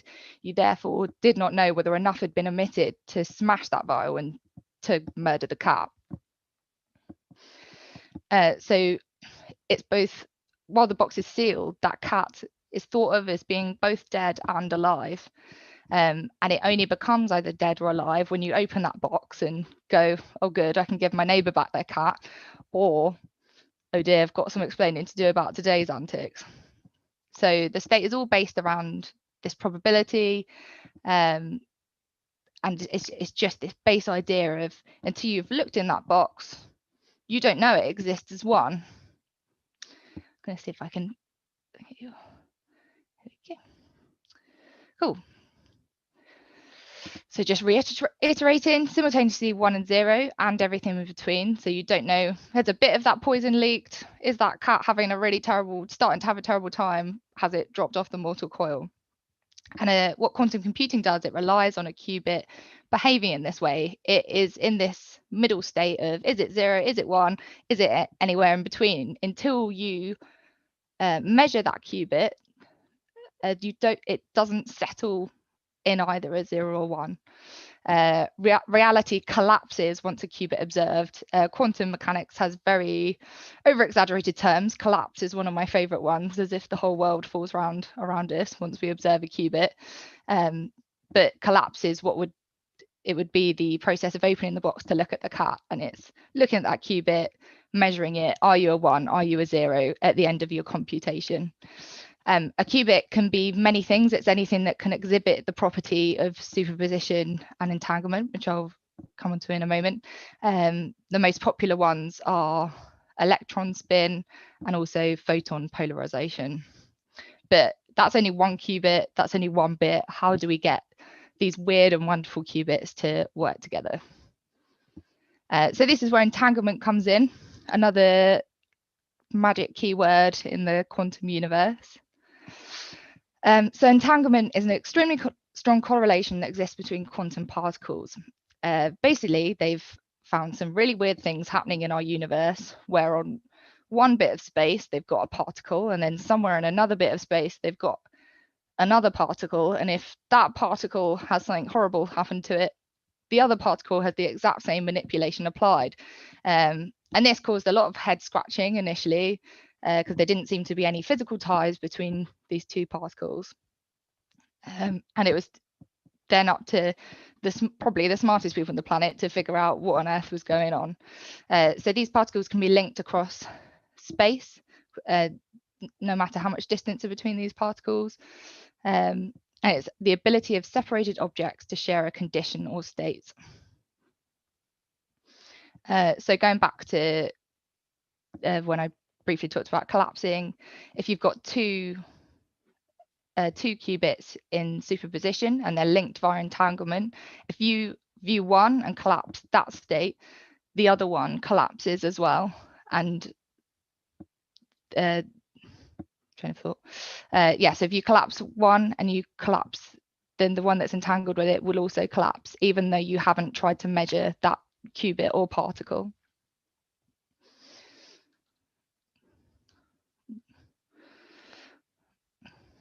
So qubits work on the same principle.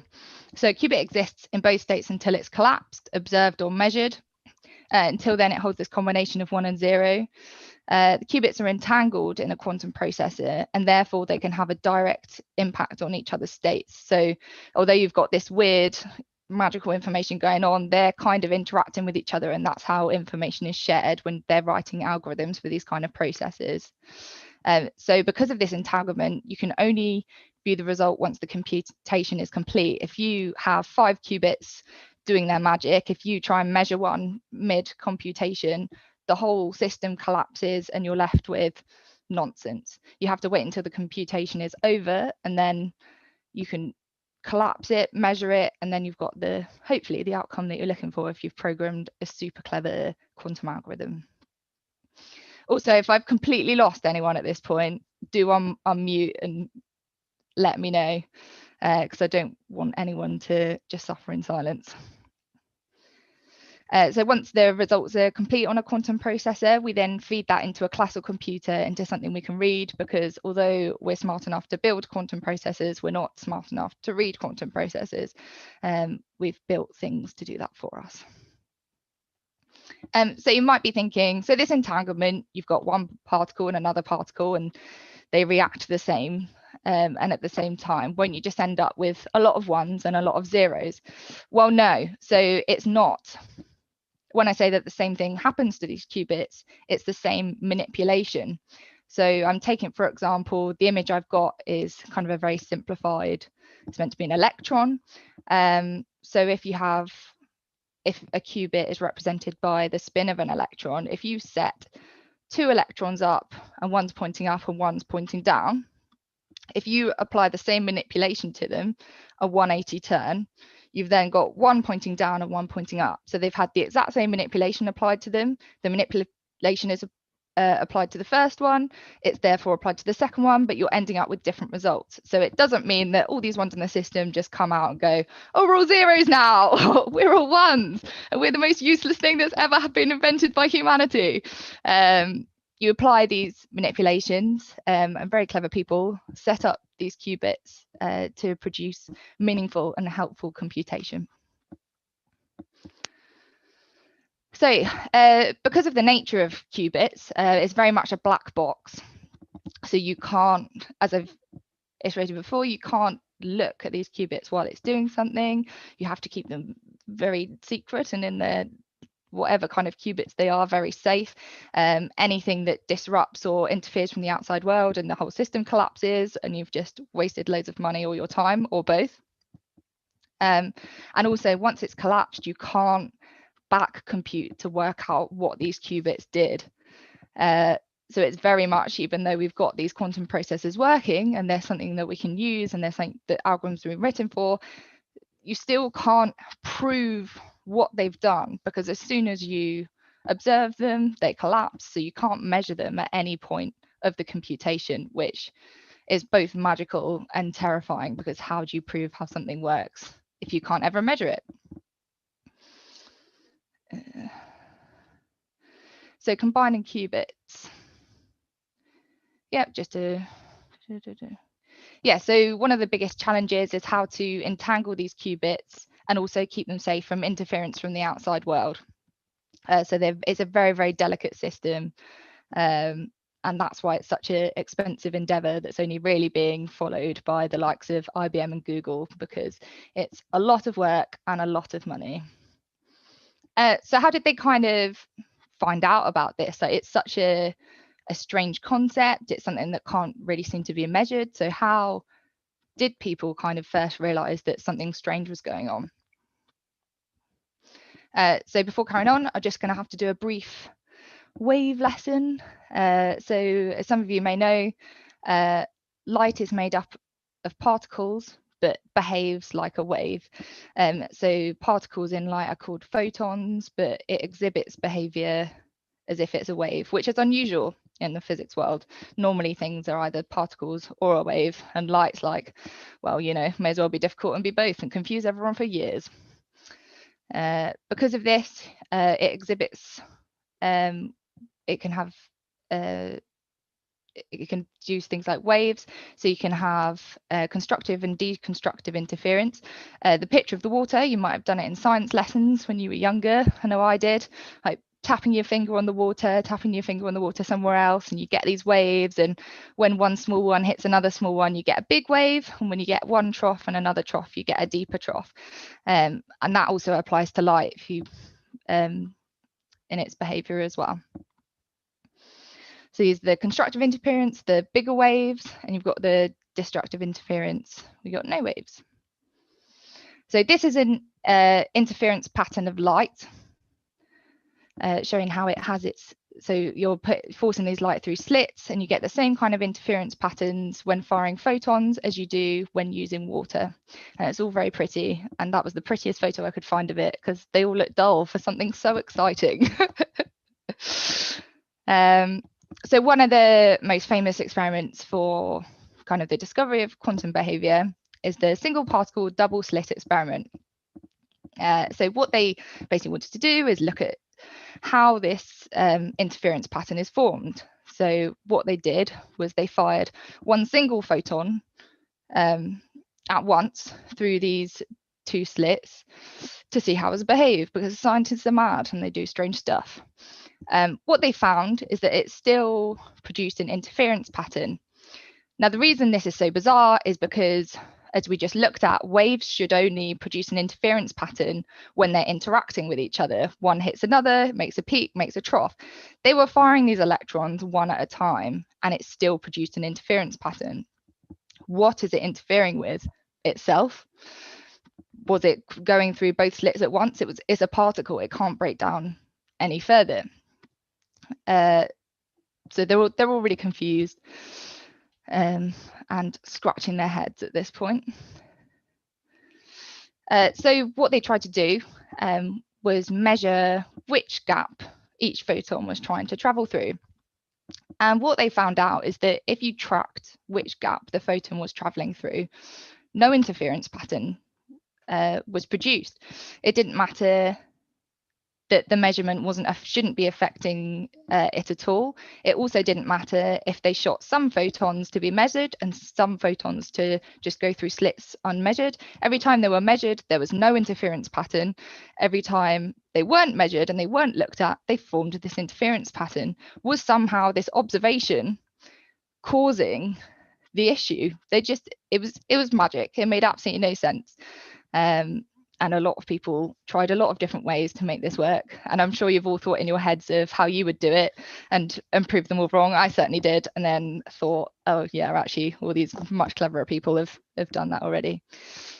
And this was mad. The fact that just measuring something, not interfering with it at all, even having passively some way to know which slit this particle was traveling through, it still completely collapsed the pattern that should have been produced if it was behaving like a wave.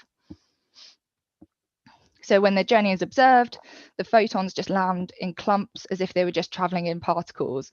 It's almost as if they were like, oh gosh, they're watching, guys, we've got to be particles again. Like we only do waves when no one's watching.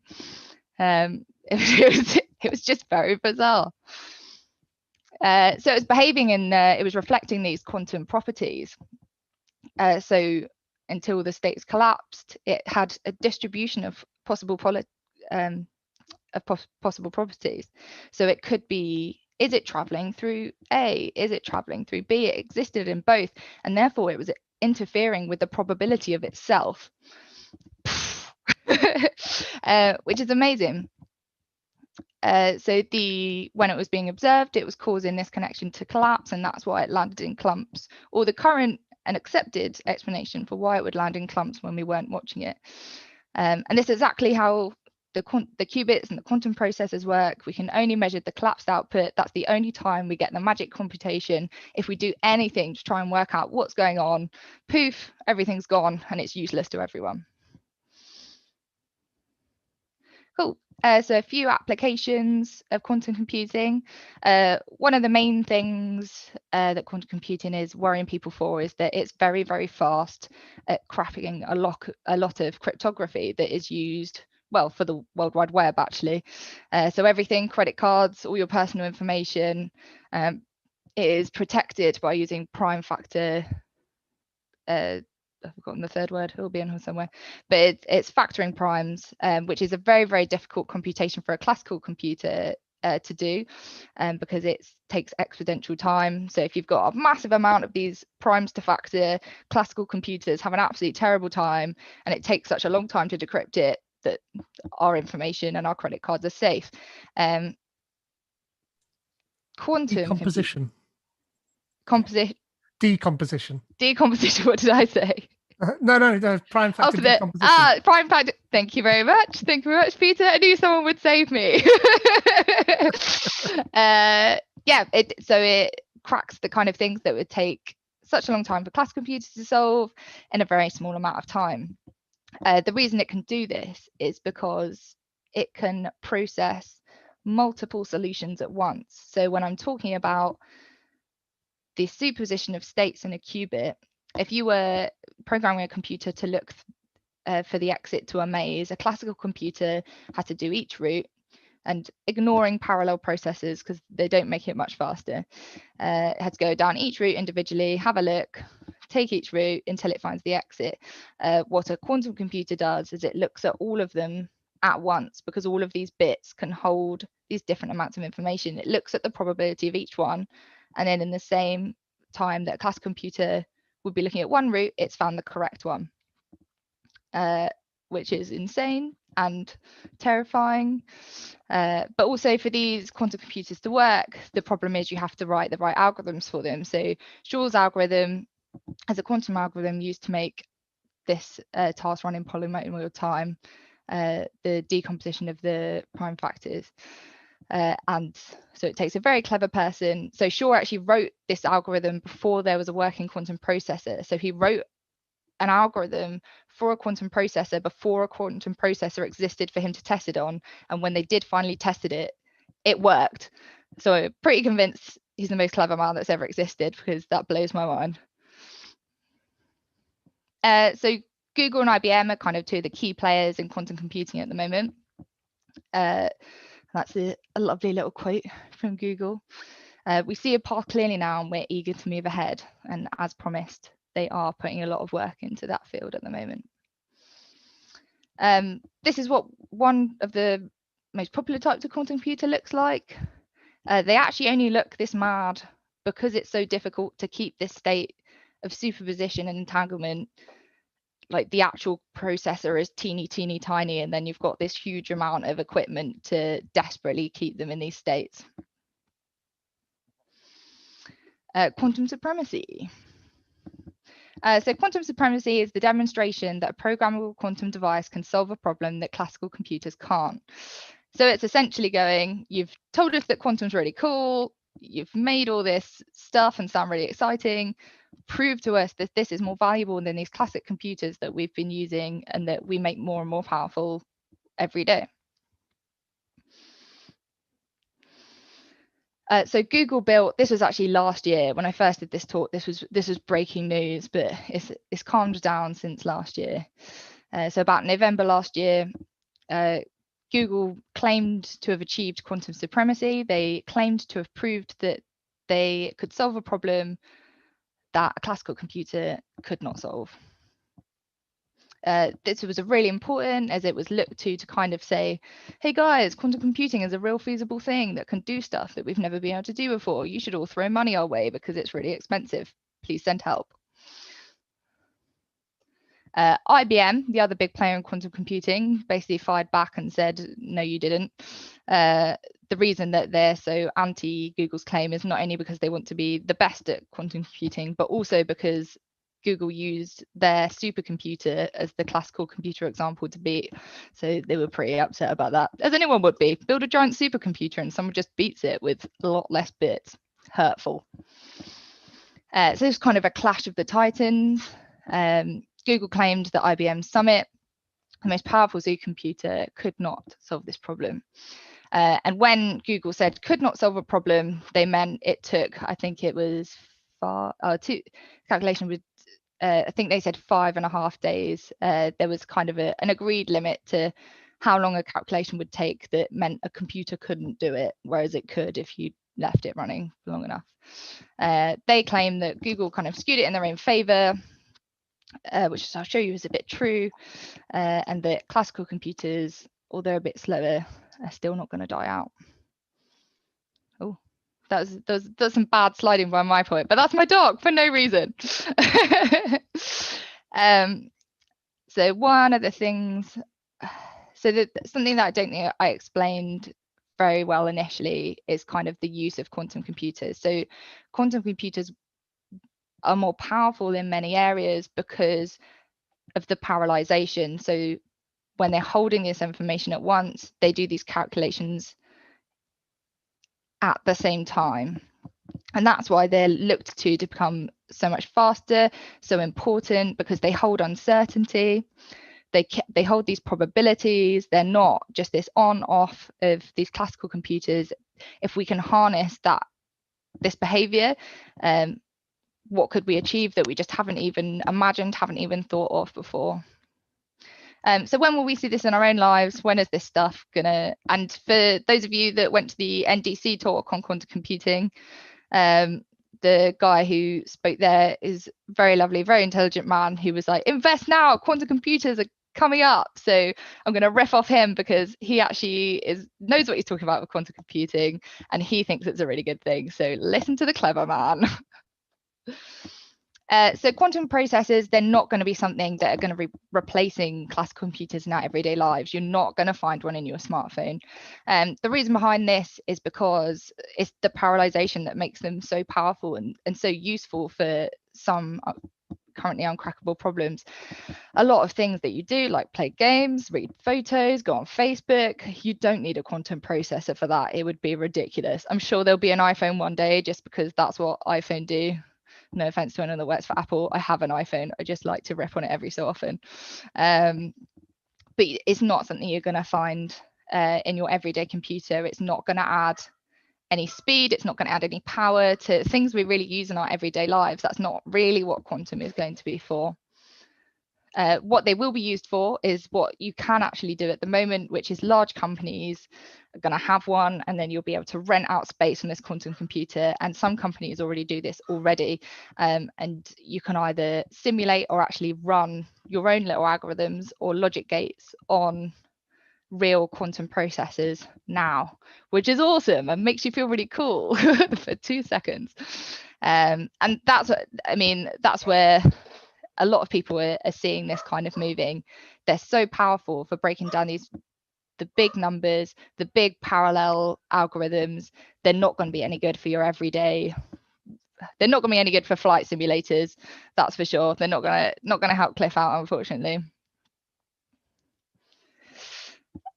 So going back to Sycamore, the Quantum Supreme.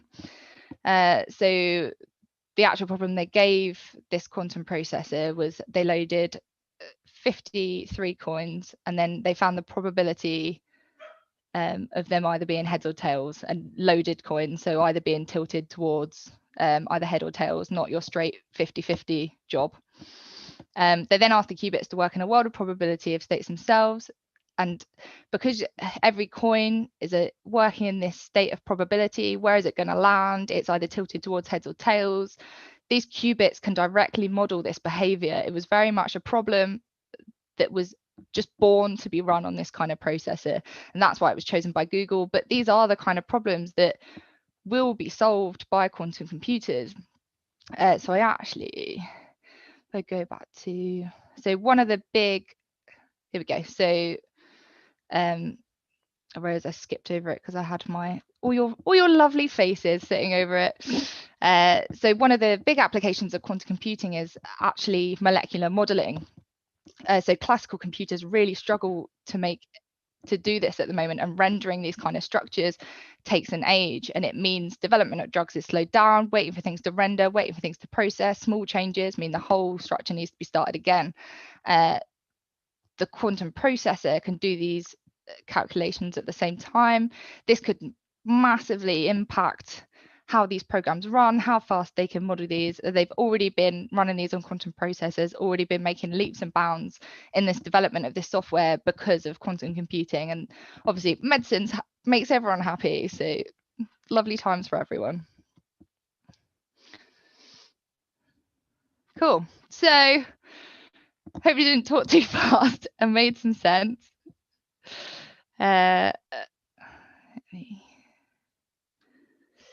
So a quick summary of what I've kind of gone over. So the qubits enable these parallel operations to take place due to the superposition. As soon as the results are observed, everything collapses. They're incredibly fragile. But these algorithms, when harnessed properly, when written properly, and when applied to problems that need this uncertainty, this parallelization, they can be incredibly powerful, and they're already showing to be incredibly powerful. But they're not going to be a replacement for your everyday computer, but still exciting. And if anyone has any questions, an arbitrary picture of my dog when she was young. That's fantastic. Thank you very much. Yeah. That was so hard when I couldn't see. I was kind of had to put your faces back on the screen because I was like, what is everyone's faces right now? I don't know.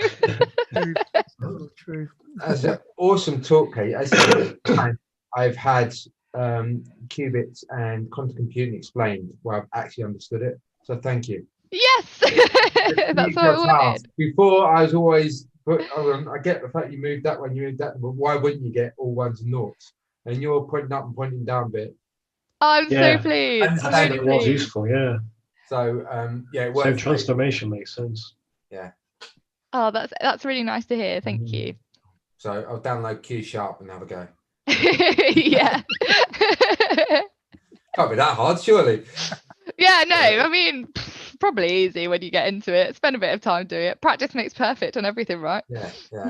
So no, but thank you, because that's really made sense now. I kind of understand the theory behind it. I'm really glad. Are there any questions? Yeah, should I be mining Bitcoin with this? Do you know what? I know absolutely nothing about Bitcoin mining. So if it's a parallel operation, then yes. is my answer. Am I understand Yes. the cost of renting it for 5 minutes versus the potential gain?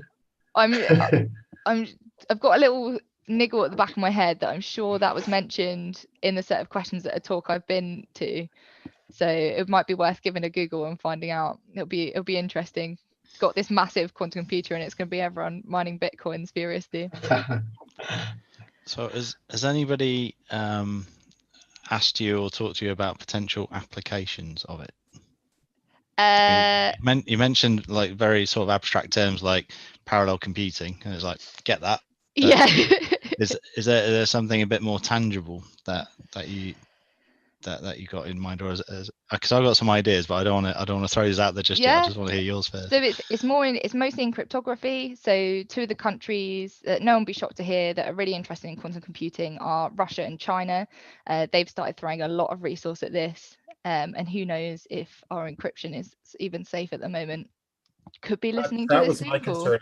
That was my question: is what does this do to encryption and security? Is it pretty much gone? You can't assume that that our communications and everything is encrypted any longer. Pretty much. Sorry. Yeah, go on, Katie. Sorry. Yeah. So one of the things that they're looking at is encryption with quantum computers. Because then it can only be solved by quantum computers the other side. But I mean, personally, I wouldn't be too worried right now. But what do I know about the world states of quantum computing? Very little. But they are throwing a lot of resources at it in China and in Russia to look and try and make our web unsafe, unfortunately, because wherever there is happy technology, there's always a bad person out there trying to use it for something mean. But yeah, the other real world applications, as to your question, Charlie, was the molecular modeling for the drugs. That's something that like chemical engineers and chemists use in the design of new cures, and it's something, the speed of those programs and the software and the computers is something that does hold them back in the development of these things at the moment. So hopefully that all helps. Is that the kind of thing that my old screensaver used to do? I used to run a screensaver that used to try out molecular. What, those pipes that used to? No, this was a proper one.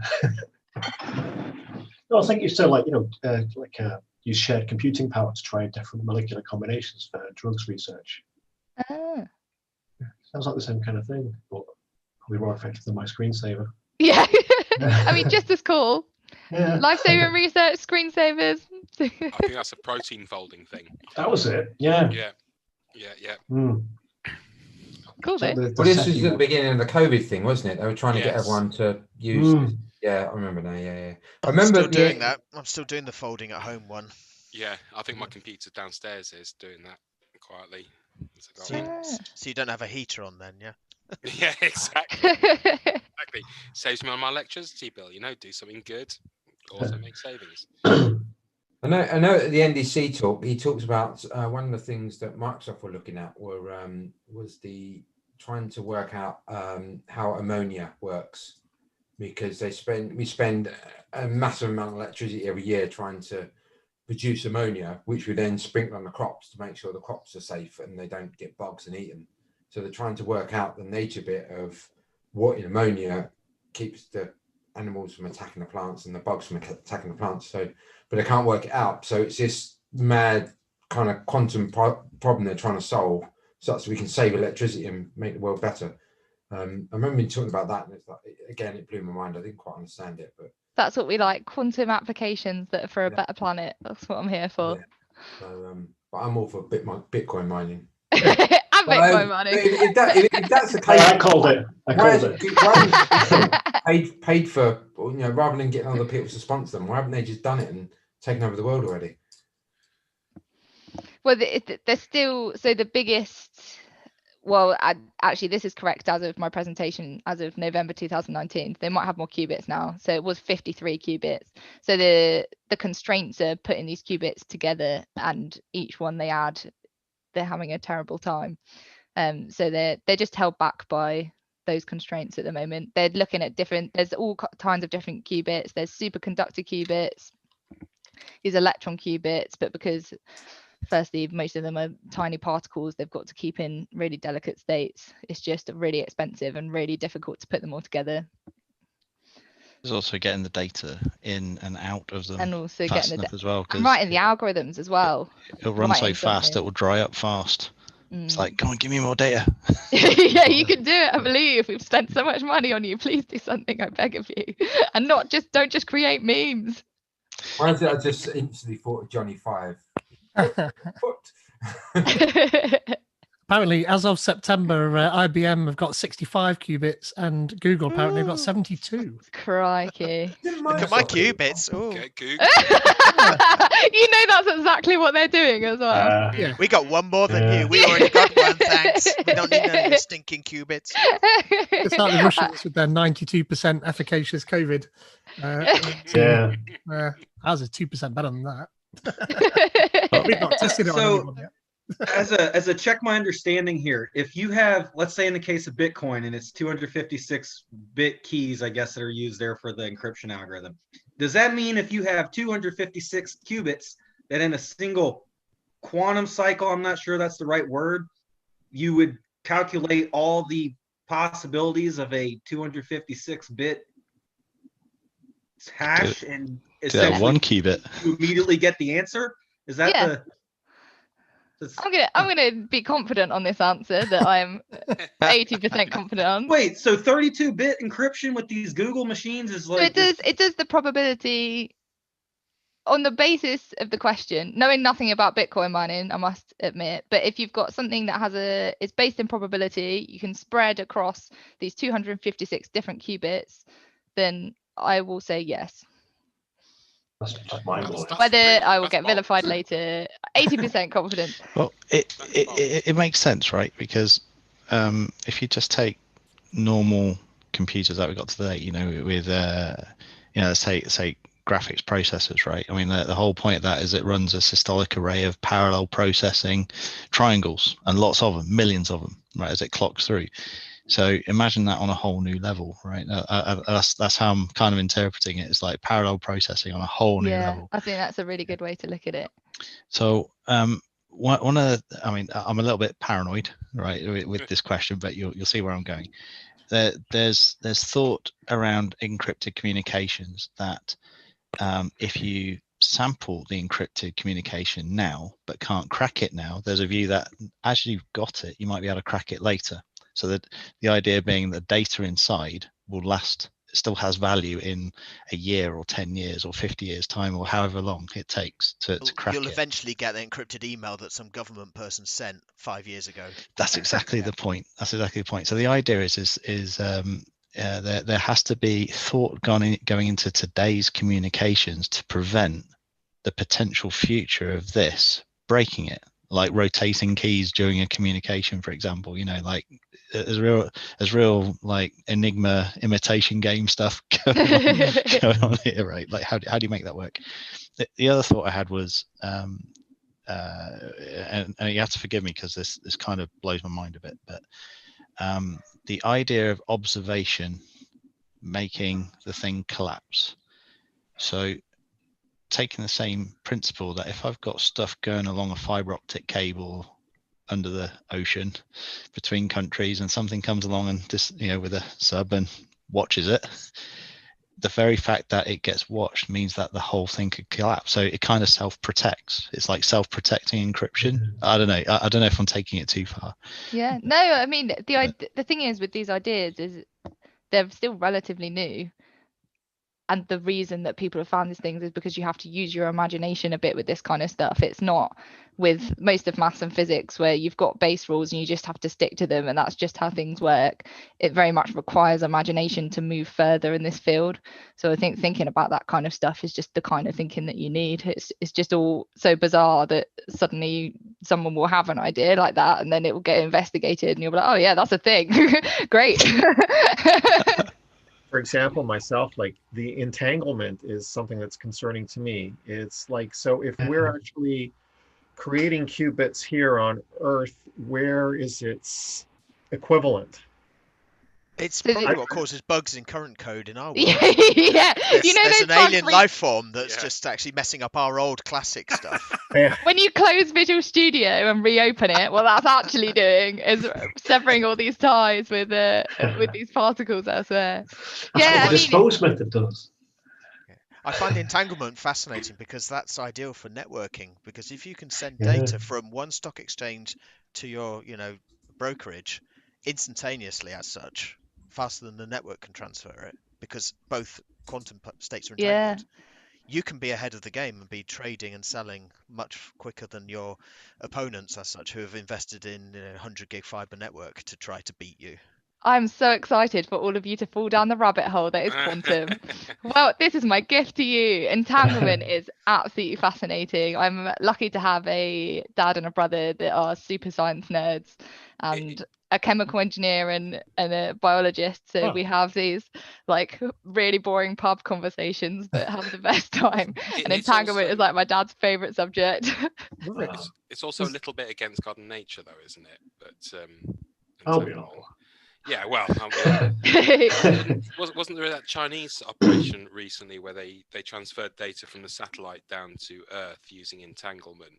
And I thought the point was about the encryption was that not so much that it couldn't be hacked, but that you knew when somebody had you knew when somebody had interfered with it, so when somebody had intercepted. Much like Charlie was saying. Yeah. I mean, basically, that's exactly that somebody else. Checksum when you send it. If you look at it on the way, the checksum's not the same when it comes out the other end.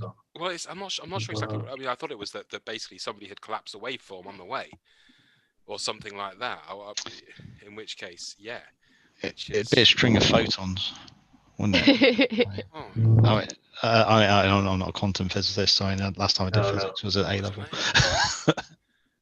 I'd have thought it would just be the particle at one end interacting in a weird way compared to the particle at the first end. I mean, I honestly don't know. Has anybody got any clue what's going on with entanglement? Is that still just magic, or do we have any idea of what's joining the two things?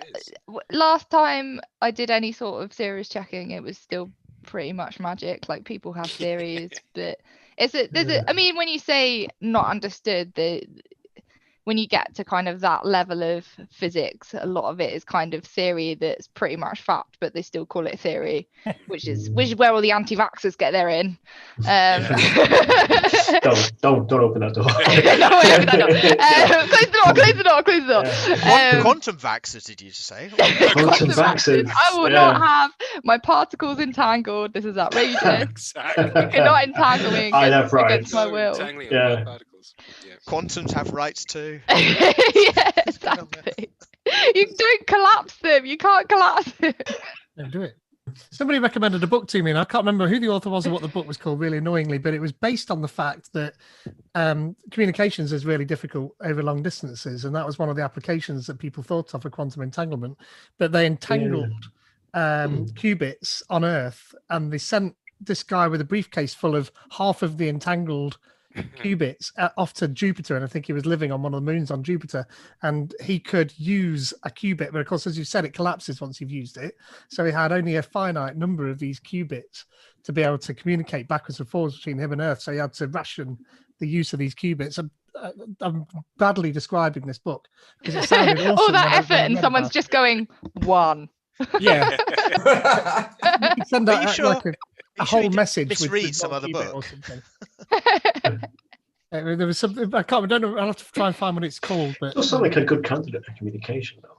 Yeah. Oh, definitely. There's so many the Mars rover or applications. something with an entangled bit on it. Could you do the transformation? I mean, even 1 and 0 would be enough to communicate. Morse code worked perfectly well. Yeah, very true. It's mad. Like, I'm sure it's really good to hear. I feel like I probably should have Googled it before redoing this talk. How many more qubits Google and IBM have added to their repertoire as well, because the power of adding 1 qubit is exponential. So you're not just like adding a bit and patting yourself in the shoulder. Like, that's making a much more powerful machine. They've got to levels now which are beyond what you can simulate, because when I was looking at this before, to do simulating quantum computing, you could simulate on a sort of desktop machine with 8 gig of RAM. I think it was around 12 to 14 qubits possibly. When you're looking at 30 qubits, it's like 2 petabytes of RAM. Now, I don't have the budget to have. I don't even know anyone who's got a machine that has 2 petabytes of RAM until you're talking about the big sort of IBM boys as such. But yeah, so these physical machines are just like out there now. Amazing. Yeah, so exponential then. Every qubit you add is multiplies it by an order of magnitude. Doubles, yeah. That's terrifying. So RAM resources go right through the roof. So you're looking from going from couple of meg or whatever to simulate 1 qubit, and then suddenly you have to simulate 12 qubits. You're looking at like 8 gig of your desktop machine used. It's like running Slack then. or Google Meet or something like that. But that's the interesting dilemma about the whole thing, because